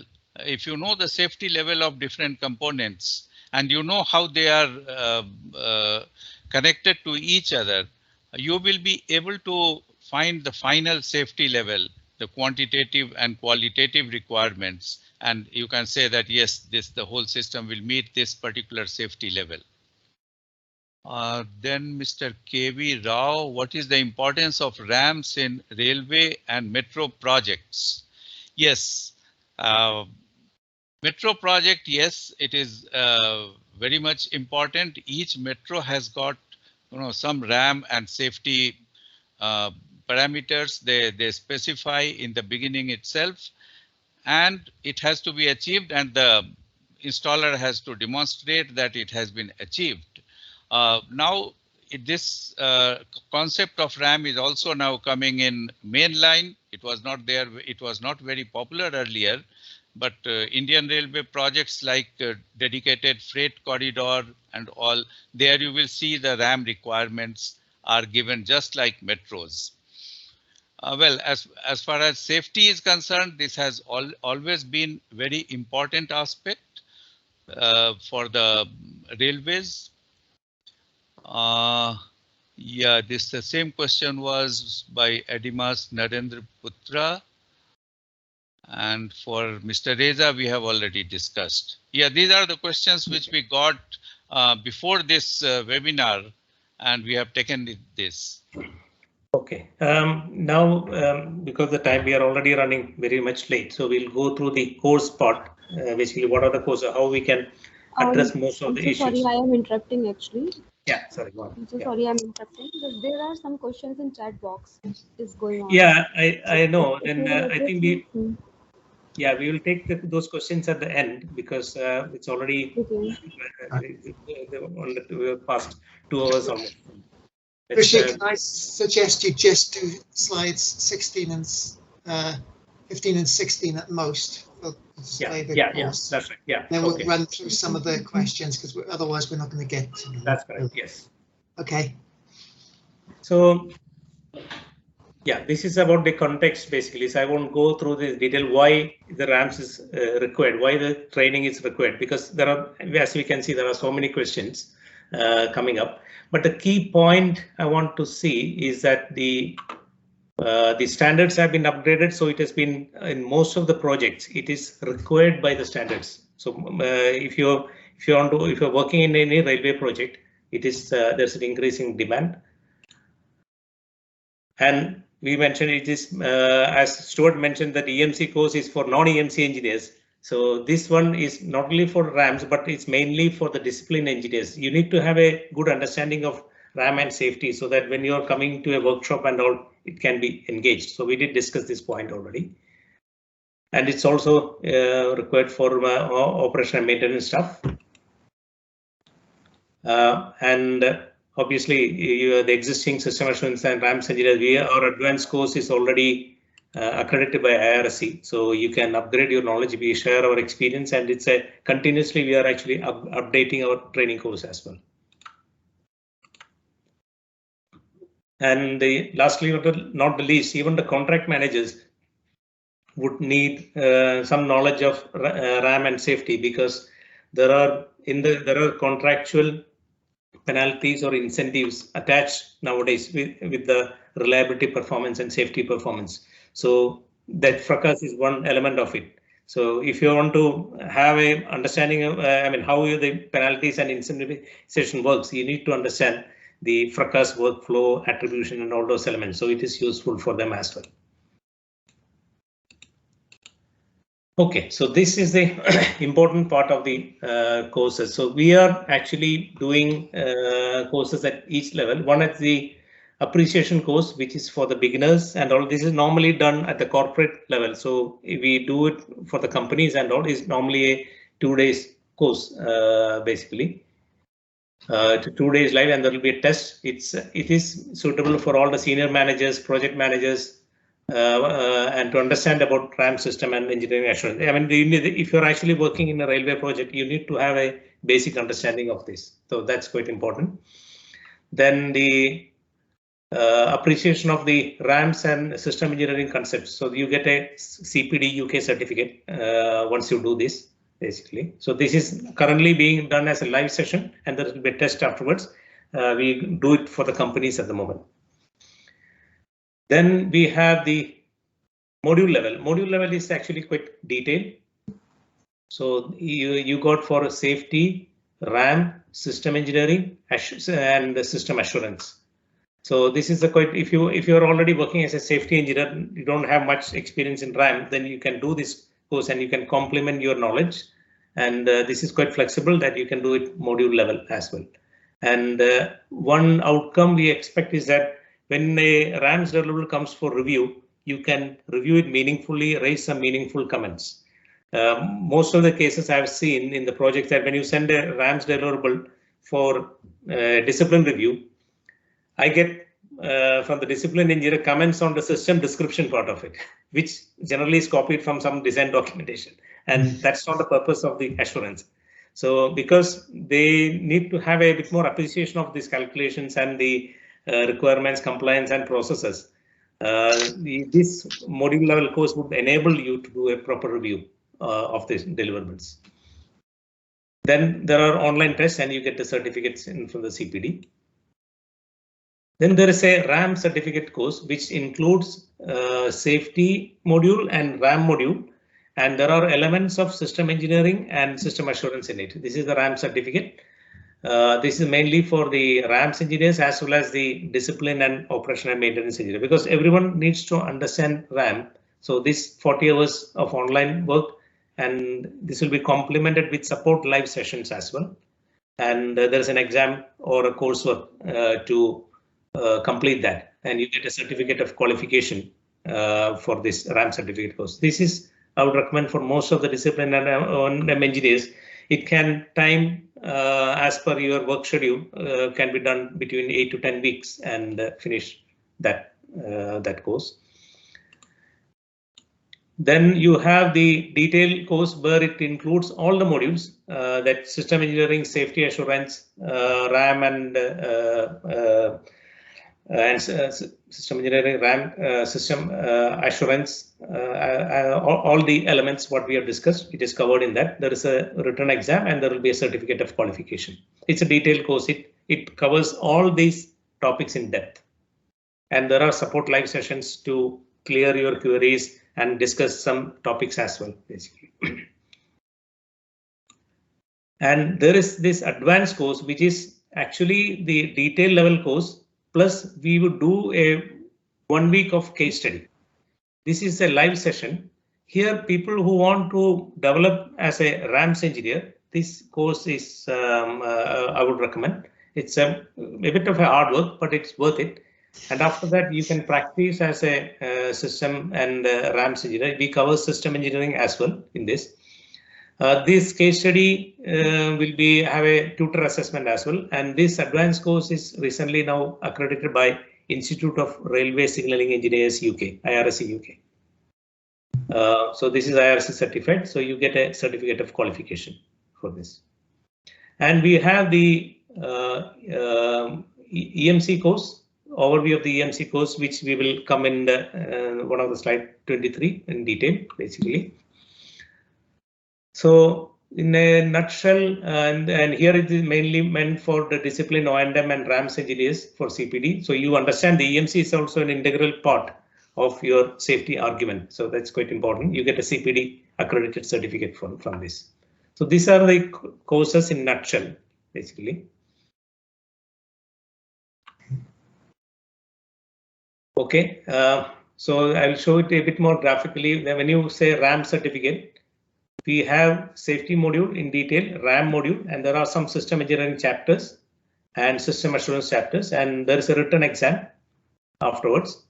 When I say chapters, it includes the system engineering principles outline, system life cycle, and assurance. You have talk about the system assurance regime. You establish an assurance regime, how to assure the project delivery, then the assurance management. And this is online tutorials, and we have live support sessions as well, where you can freely discuss all the queries. Then there will be online tests, and once you complete the online test, there is a written detailed exam. We are trying to replace this detailed exam with a coursework. So that's a live project assignment you can do to get a first-hand knowledge of that. We will help you to do that coursework as well. And there's a specific pass for this one, around 60% for this.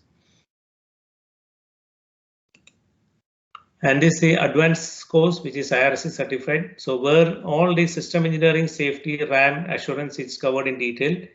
And this certificate course you need to complete. And there is a case study also you need to complete. It's a real-time case study. Then we have the tutor assessment at the end of the case study. So then once you've done that, you get this IRSC certified advanced course. So this is the courses in nutshell. The course management, I'll just quickly go through. This is the, we are trying to get it accredited through University of Birmingham. Currently it's CPD certified, so getting it through university will have more value. Currently it is not certified yet, we are in the process. But what we have done is that the emphasis is on the technical content of the material. It's a no frills approach, so there are no fancies in the slide. So that's why we keep our course quite affordable, the fees. The online material, the way it's done is that each module is divided into chapters, and we have recorded lectures with animated slides. As you have seen Maddie's slides, so they are that kind of animations earlier you have seen. So they can pursue at their own pace, but there are some overall target dates you need to meet, and there are worked out examples and exercises so that you get a good understanding of this module. Then there are live sessions, because nothing can substitute live interaction. So we have put the live sessions as well. So the majority of the course material in depth is covered online, and specific issues we discuss through the live sessions in small groups with the participants, basically. Then we have the online test. There is a random pool of questions. So there are fixed number of attempts, and it's 80%, because once you've gone through that material in depth, it's not that stiff, because these are objective type questions you can easily answer, because 80% is kept because of there could be some careless mistakes. We don't want to penalize on them. So that's why we kept it. But appreciation course, it's a much lower criteria. Then the written exam. This is in front of the camera. We do an open book exam, and you send the scan copies to us. We might be replacing this with a coursework, which will give you much more time, and it's a real-time work as well, so that you get a bit more experience on applying these principles. The case study we do in advanced course. This is the intention is to mentor you as a RAMS engineer.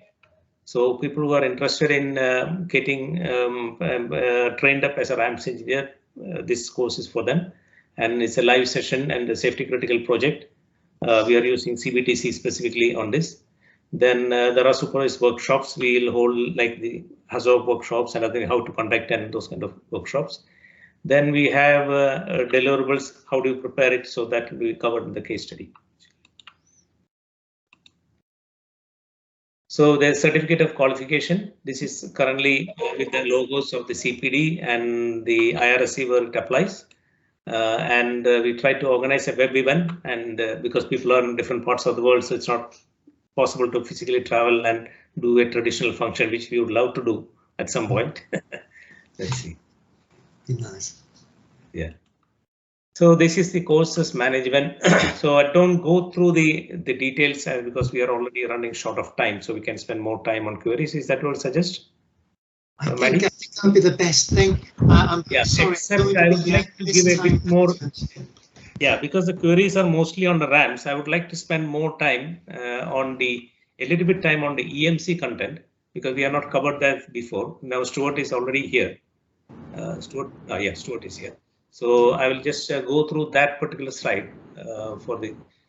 This is we are talking about each of the course. I will just quickly scan it through. This appreciation course, it's an overview of each of the modules in the basic concepts. It's suitable for everybody in the industry, basically. So we cover system engineering, system safety, RAM, assurance. It's all done in 2 hours time. 2 days time, 16 hours. And this is actually a new element we try to introduce with the system assurance attitude. This is actually quite important one. This is coming from some of our the experience we had in the projects. Like there are whichever role you do as a contractor or as a reviewer or as a independent safety assessor, you are all existing because of the projects. How the collaboration is important without compromising your independence, and also make sure that the risk has been mitigated. That's the main thing. So we introduce this. What are the traits you would expect to be developed, and we are covering it through a case study, basically these things. So it's a 2-day session, and it's a CPD level certification, and there's a short test as well. So this is the content. So I'm the faculty for this system engineering module. We cover the outline of the principles, then the system life cycle, the black box analysis, and all that. We discuss briefly about the black box. Then the system integration is an important part of system engineering. So that part is also I'm covering there. Then we got the verification validation.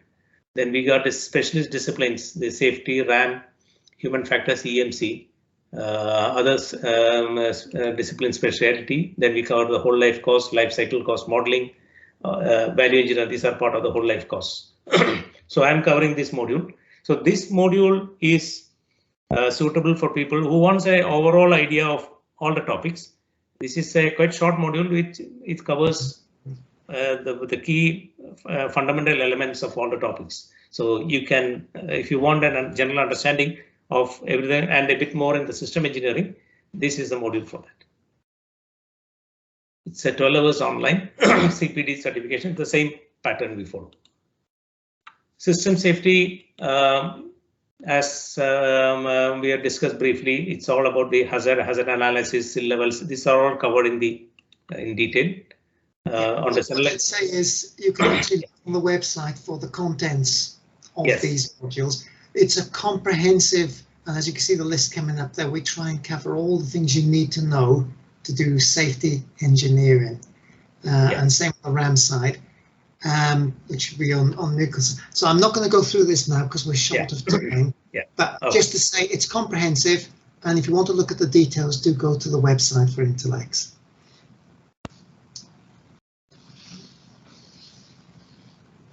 The RAM engineering also, Mukul, we can probably briefly talk about it. You're on mute, Mukul. You're on mute. You're on mute. Yeah, I have already discussed about it in the previous slide. So I don't think we have time to go through in detail. Yes, that's right. So, I mean, this we can individually discuss when you want to understand more. So that's through our marketing team. So, and any specific queries we can answer on this as well. But you can see it covers the from the basic mathematics, probability theory also, then it goes to the modeling, analysis, and the fracas. We are actually ran the session covering in detail, and also what are the deliverables you produce. Sir, so sorry to interrupt. I was having a query. Our component is having 15 years of mission lifetime. Yeah, can we take this query one more? The course content we need to discuss. Then we'll have a small session for the Q&A immediately. So we can. Can you hold till that time? Yes. Thanks. Okay.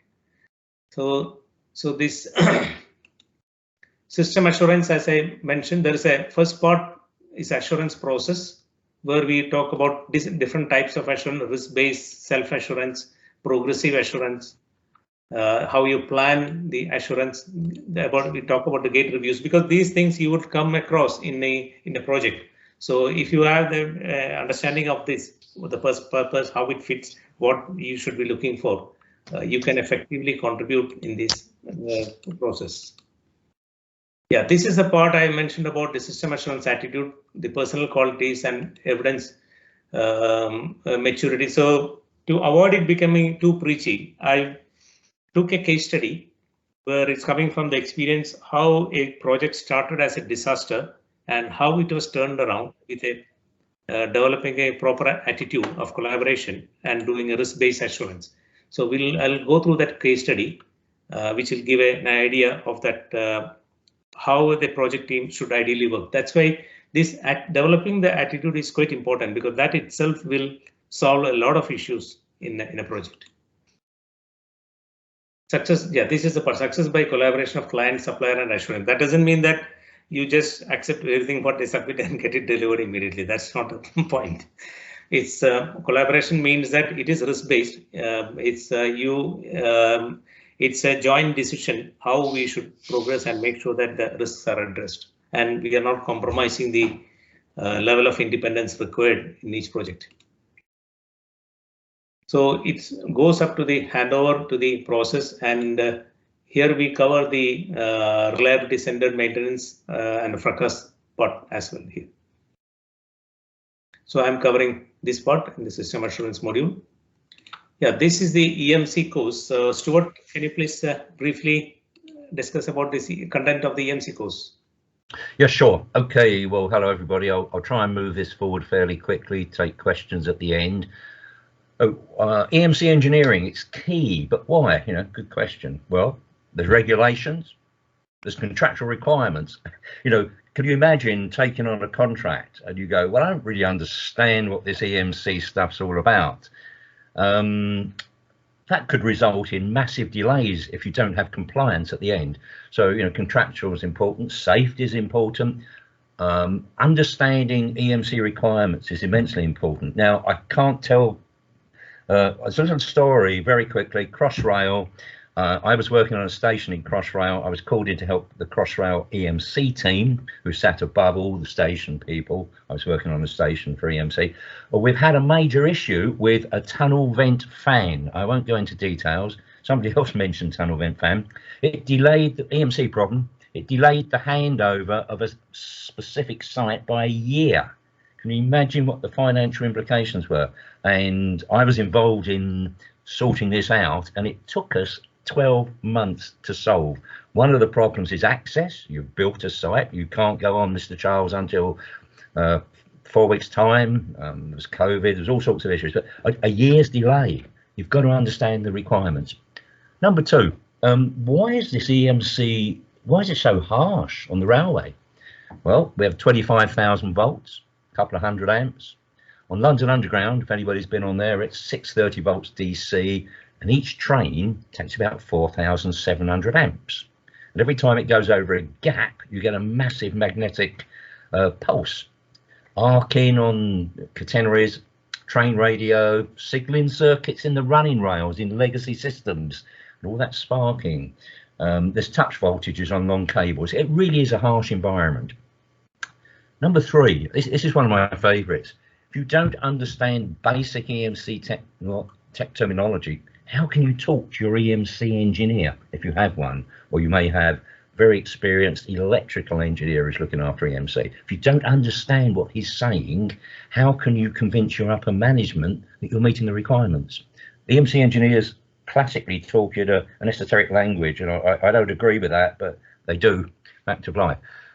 Real world sources of EMI. Is it all this EMC stuff real, or is it just, you know, a job for these EMC engineers? Well, it is real, but where does it come from? Lightning, radio transmitters. We look at all the real world sources of EMI in this course.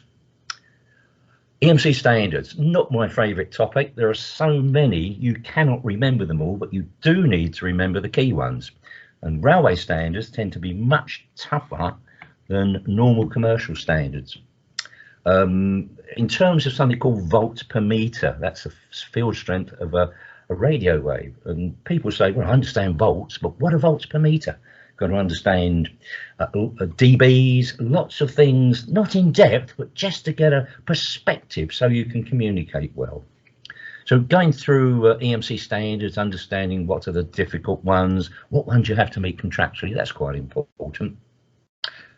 If you're involved in installation, you want to know, how does interference couple? Does it couple from a power cable to a signal cable if they're close together or if they're far apart? What happens with these terrible tunnel vent fans that use things called variable speed drives? We'll come to that later. Understanding how interference can couple from one system to another or one cable to another is quite important. We don't use a lot of maths in this. It's basically fundamental concepts, and once you've grasped them, you're on your way. Examples of EMI interference.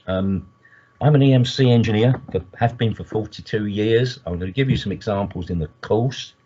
One I was highly embarrassed by. I was in a car, my sports car, and it wouldn't start. And I was towed out of a car park, much to my embarrassment. And the guy said, the AA chap, that's our service automobile association people, it'll work now, Mr. Charles. I suddenly found I'd parked under a radio transmitter and it interfered with the central lock-in of my car. These things are real.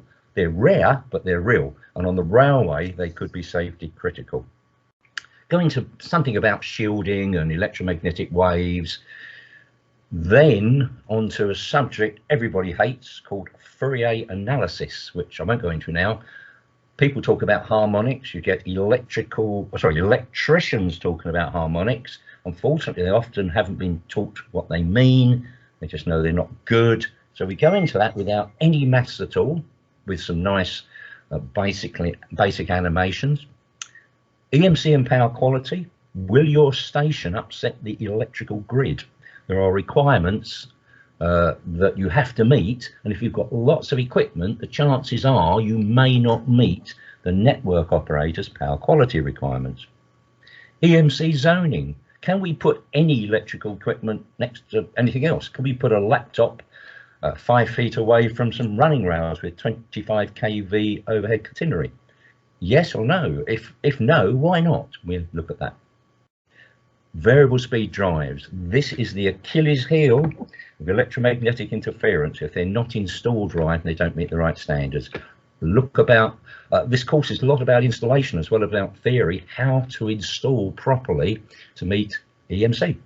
And finally, contractually, everybody has to supply key deliverables. You've got to prove your EMC installation meets the assurance requirements. How do you do that? What documentation do you have to go through? What reviews, design reviews do you have to go through? Who should be there? We look at the EMC management and the key deliverables so that you can hand over your rolling stock or station or whatever and be sure you've met all of the EMC requirements. I'm sorry I've rushed through that, gentlemen and ladies, but there's a lot in there. The course goes into all of this with virtually no mathematics, although there are a couple of extra modules in there if you like maths. Most of us do not. I do actually, but you don't have to do those. They're optional modules and they're not marked. But overall, this course, which I think is about 3 or 4 hours, does give you an insight, if you're not an EMC engineer, into really the whole EMC picture. And I think that's about it, Rishi, for me. Okay, that's good. Yeah, thanks, Stuart. Yeah. Okay. Yeah, actually, yeah, this is the timing. So the around 4.5 hours online and CPT module certification you get, and it's an online. It's the same pattern as other modules. Okay, there are a few course queries we got. Yeah, this is on RAMS. It's free or paid? Yes, it is not free. It is paid. Because we do use learning platforms, accreditations on the courses and all, and it's quite level of detail. The detailed fees and duration, yes, our marketing team would discuss depending upon your needs. They will do the recommendation. The future version of RAMS in railway engineering. That's a quite interesting question. The future wise, there would be better prediction methods and all, I would imagine, because currently we are all dependent on the exponential distribution. I mean, Mukul did talk about earlier, and also SIL determination, these elements. Things are evolving, so the standards would change. The common safety methods were not there before. Now it is there. It becomes more and more pragmatic, and yeah, you would expect it's more based on realistic data as well. Webinar itself, we are not providing any certification itself, but then when you are joining the course, you will get certification for it. Yes, to become a RAMS expert on ISA, yeah, it takes some time, but having a proper academic knowledge is the first step. Then once you have an academic knowledge, you start applying in the projects, then you become an expert, basically. So that's in a nutshell. Now we will spend around 20 minutes for the query. So some queries we already received. So we'll take randomly some queries which could be more interesting. I would say the first.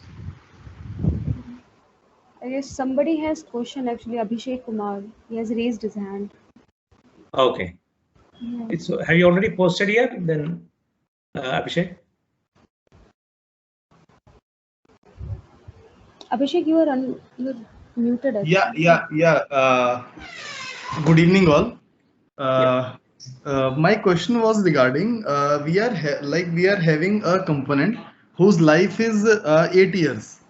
Okay, mission time is for 8 years, and we are having some failure rate 3.8 into 10 to the power minus 6. Okay, the customer is demanding to have to increase the life from 8 to 15 years. Fine. Yeah. For that, I have calculated like this. I have taken the mission time T for 8 years and mission time T for 15 years. Okay. Yeah. And accordingly, I have calculated the reliability. Yeah. Okay. Yes. But the target is in failure per million hour. That is failure rate, FPMH. Yeah. And secondly, the customer is saying that you no need to calculate the reliability for 0 to 8 years and 0 to 15 years. Either you have to split the life of the same component into two parts, like 0 to 8 years, what will be the reliability, and for 9 to 15 years, what will be the reliability. How to solve this kind of thing, sir? Because in the integration of that FT also we used time from time 0 to the mission time. Yeah, I mean because since you are saying it's all mission time, I believe these are non-repairable elements. So yeah, yes. Yeah. So what you need to, there are two elements you need to consider. Is that you have to go to the component level and the design life, as well as the mean time between failures of it. And as you see the bathtub curve, your MTBF holds only good during the useful life period. If your useful life is say 10 years or even 5 years in some cases, you cannot just plainly calculate the reliability. So you have to assume that the midlife refurbishment would happen for the life expired equipment components, basically, before you do that. So both these elements you need to consider. Then when you do an analysis, you give these conditions that what are the elements you need to refurbish midlife. And if you midlife refurbish, there will be still some wear and tear. It is still a, when you do the simulation of this tool, there are different options the tool gives. One is that it is brand new. Second is that it's repaired. Or third is if it is just your interfacing components are old, so you are susceptible to more failures. So that all these elements is considered in the simulation technique, basically. Okay. And sir, I am right now I am here as a RAMS and LCC engineer in my organization, and I have taken a certification from TUV, that is Certified Reliability Professional. And now I want to take a course from your side also. You are talking about IRSE, na? IRSE, yes. IRSE. It is for reliability and all, na? RAMS. It's all. It's an advanced course. Yeah, it covers all, like the safety part, reliability part, system engineering, system assurance. These are all interrelated discipline. So this course will make you an overall good system assurance and RAMS engineer, basically. Okay, fine. Okay. And yeah, here there are a few queries. I mean, we take a few in random. So for the current project, which passed 10 years of construction and O&M, how could we restore the design RAMs? For obsolete system, we can go for upgrade and revamp. What about the non-obsolete system, specifically with the degraded status and specific degrees? It's a quite interesting question, because this reminded me of a project which I've been performed in the past. There is a line in London Underground. It's the central line. There are the processes. It is the first automatic train control line probably in the world. That central line. It was commissioned in the early 90s. I think 1991 or something like that. So then it is using the 9995 processors, which is again obsolete. No one manufactures it. So, but then London Underground, there are several projects going on, so they don't want to spend all the money, because you can't really mobilize that level of resources to do that. So they want to do one by one. This issue could happen with DMRC and other big metros as well. Here we have to do the life extension of it. They want this system to operate for another 10 years. So what we have done is that we have done the in-service data analysis. There are the statistical distributions called life distributions, like Weibull distribution or Crow AMSA distributions. What it gives you is that when you analyze it, it identifies which part of the bathtub these elements are. And there is also a mathematical model to calculate the remaining useful life. So this you have to do in the LRU level basis. and you determine which are already life expired. So you have to go for an upgrade for them. Then in some, one thing you need to understand is that when a project delivers a system, it doesn't stop like that there. Every 5 years, you would see there is a new model comes. So the supplier would be doing some upgrades, and also the software is upgraded, and electronic, the screens and other things, it will life expire in 5-10 years, 5-6 years. So you would have replaced those elements as well, because all these components become life expire quite quickly. Then the electrical equipment, it may last up to 20 years. Whereas structural elements would last up to 40 years. So there will be a lot of upgradation happens in between. So all your mathematical model you do in the prediction, it only holds good when everything is stands still, it remains in the same condition. Life is not like that. It gives you an indication of the reliability of the system, but in practice, it has to be supported with maintenance, mid-life refurbishment, upgrades. Then you maintain the reliability. So that level, that's where the reliability centered maintenance come into picture. And here you can do this upgrade, as I mentioned, doing the mathematical analysis of this using the life distribution, and you do some limited upgrades, and certain elements you just buy the spares and you continue with it. Then you come up with a strategy, basically. That's an interesting question. Then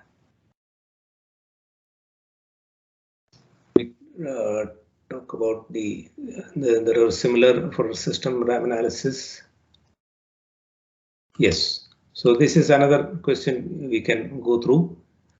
For system assurance, RAM analysis to be done at design stage prediction and as well as the demonstration stage targets, also as per the RAM cycle.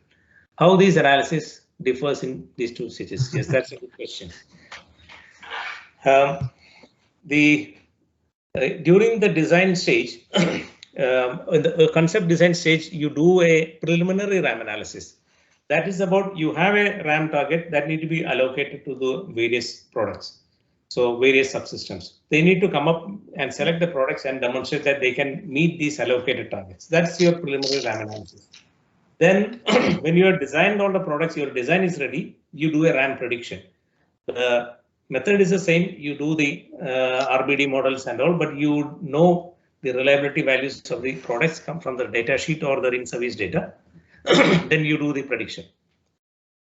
But one element you don't use in the prediction is the software, because software, there are any software error that they are all errors committed by the programmer. I mean, some of the compilers would pick up the syntax errors, but it cannot pick up the logical errors. The logical errors you will experience only when certain parameters come together and it reveals itself, and the train would come to a stop. Then you would know, yeah, this is a particular issue. It may not it may not get revealed itself. So those kind of things are not covered in the RAM analysis. But when you go to the RAM demonstration stage, all these issues would come into picture. So you plan your, there should be a good fracas process to support this RAM demonstration. And there are separate models, as I mentioned, like Duane models you use, whereas in the RAM analysis, you use exponential models. Duane models and the in the CROAMS also you can use, Viable you can use. These are the types of models. These are mainly at the early stage of the project, in the early part of the bathtub curve. So there you do this prediction and say that at this is the time you are likely to reach the steady state. It's the shape factor which comes from this distribution gives that indication, basically. So to add to that, we do the predictions to make it possible for us to get through the demonstration stage. We want to design a reliable piece of equipment, and when it gets to demonstration, we want to show it.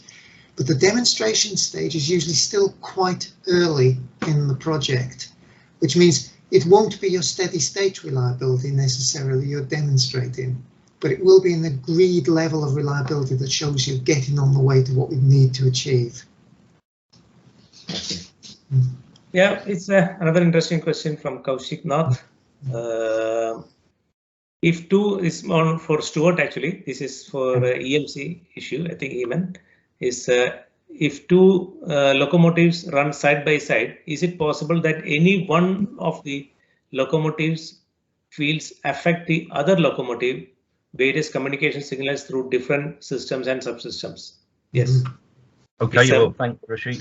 Yes, yeah. And so talking about that's a very good question. Well, the answer is possibly, and I'll go into a bit of detail. And in the course, we do cover the theory behind this. And the theory goes something like this. Can you put two bits of equipment together or close together, like two locomotives, and they won't interfere? And the answer is yes, in some circumstances, but no, not in others. Let me give you an example. Well, basically, let me first of all talk about how we would address this. It's a very good question. There's a plethora, many different systems on train number 1. Train number 2 may not be the same type of train. If it is, possibly less of an issue. So one of the things we talk about in the course is how do you ensure at project inception that this isn't going to happen? And you do that through the mechanics of something called an EMC, electromagnetic compatibility control plan, and it addresses all the scenarios that one could have.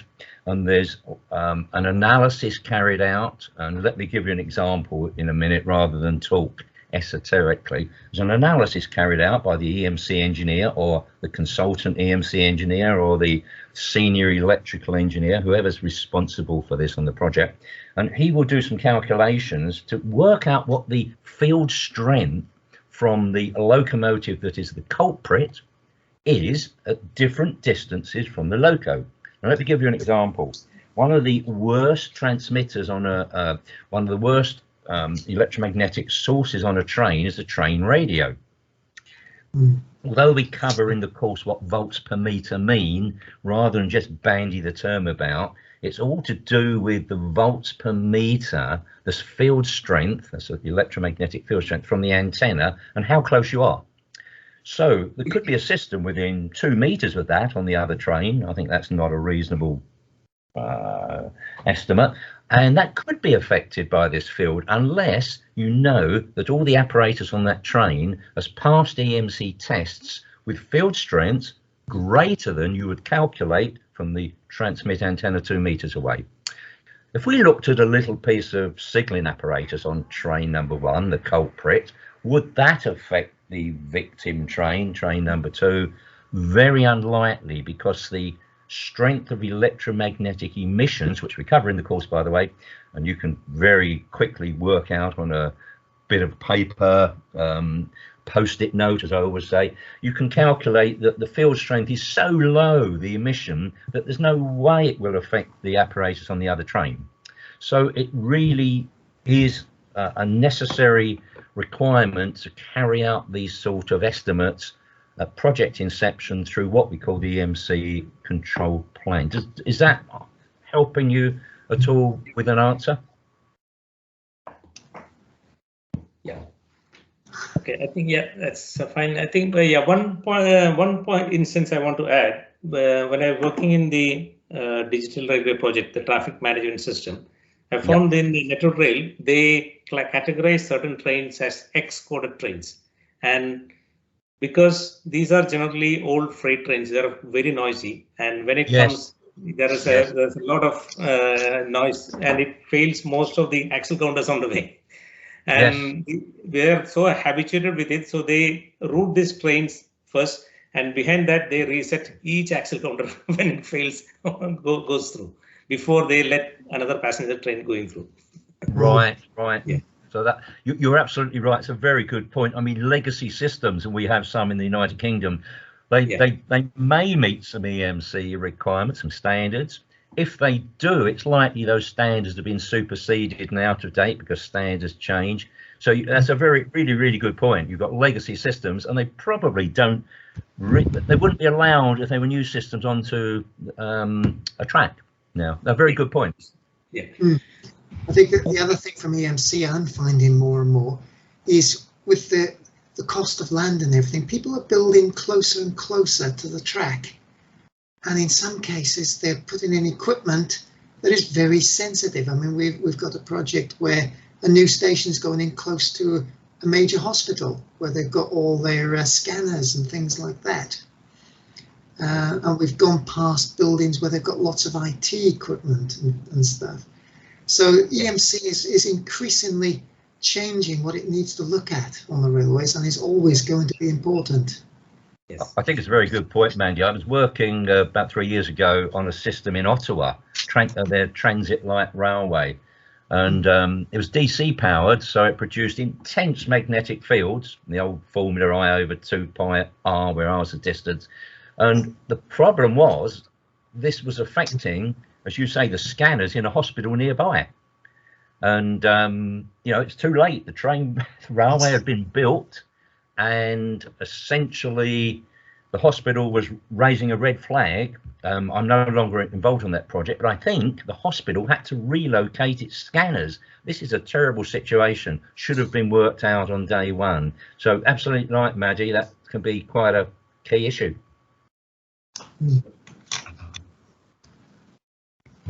Hello. Okay, the next one, one question is, the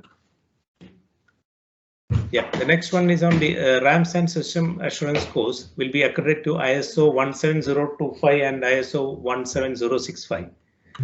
Yeah, these are standards are for independent safety assessment.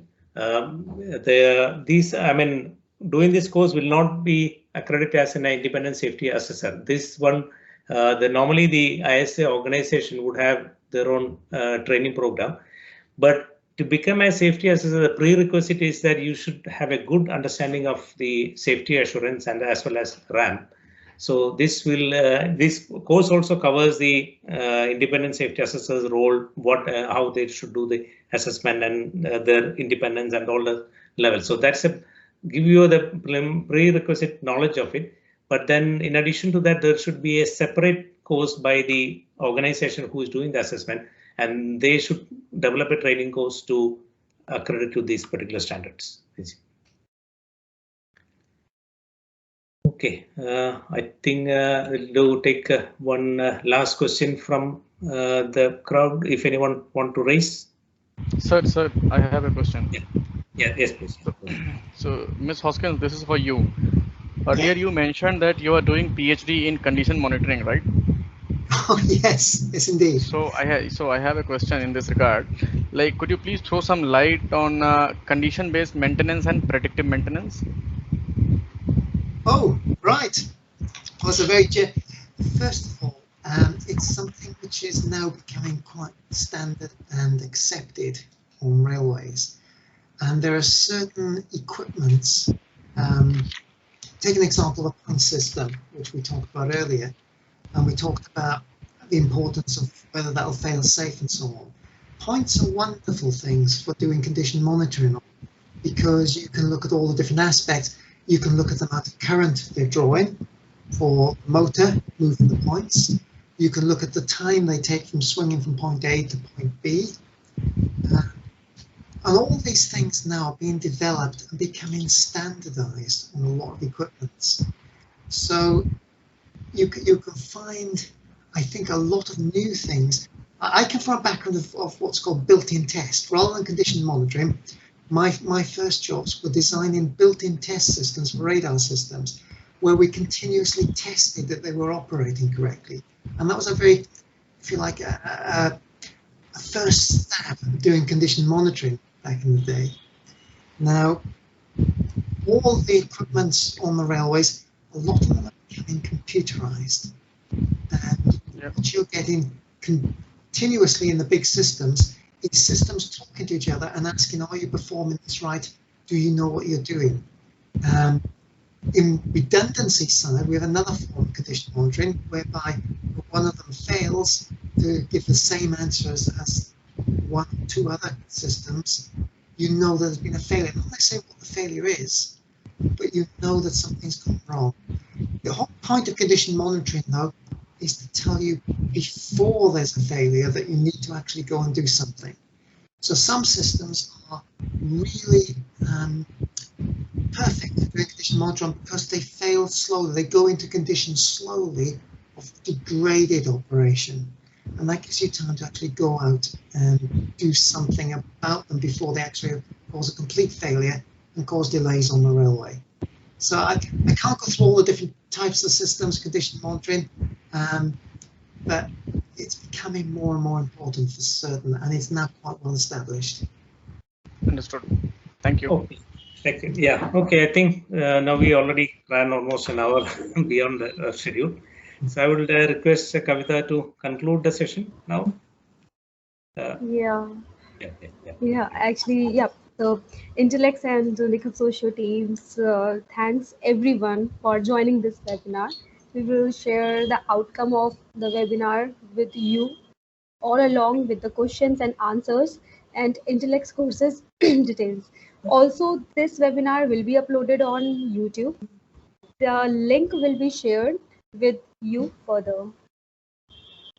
So many people were asking, they were writing an email to us for this webinar link, for presentation, this PPT, question answers. So these all things will be uploaded on YouTube and on LinkedIn. So it will be available. Yeah. Thank you so much. Thank you. Thank you all. So thanks for coming. Thank you so much. Yeah, thank you. I'll speak to some of you again. Okay. Thank you, sir. Thank you very much. Yeah. Bye. Thank you. Thank you very much. Thanks. Thank you. Thank you all. Thanks for your time. Have a nice day. Thanks.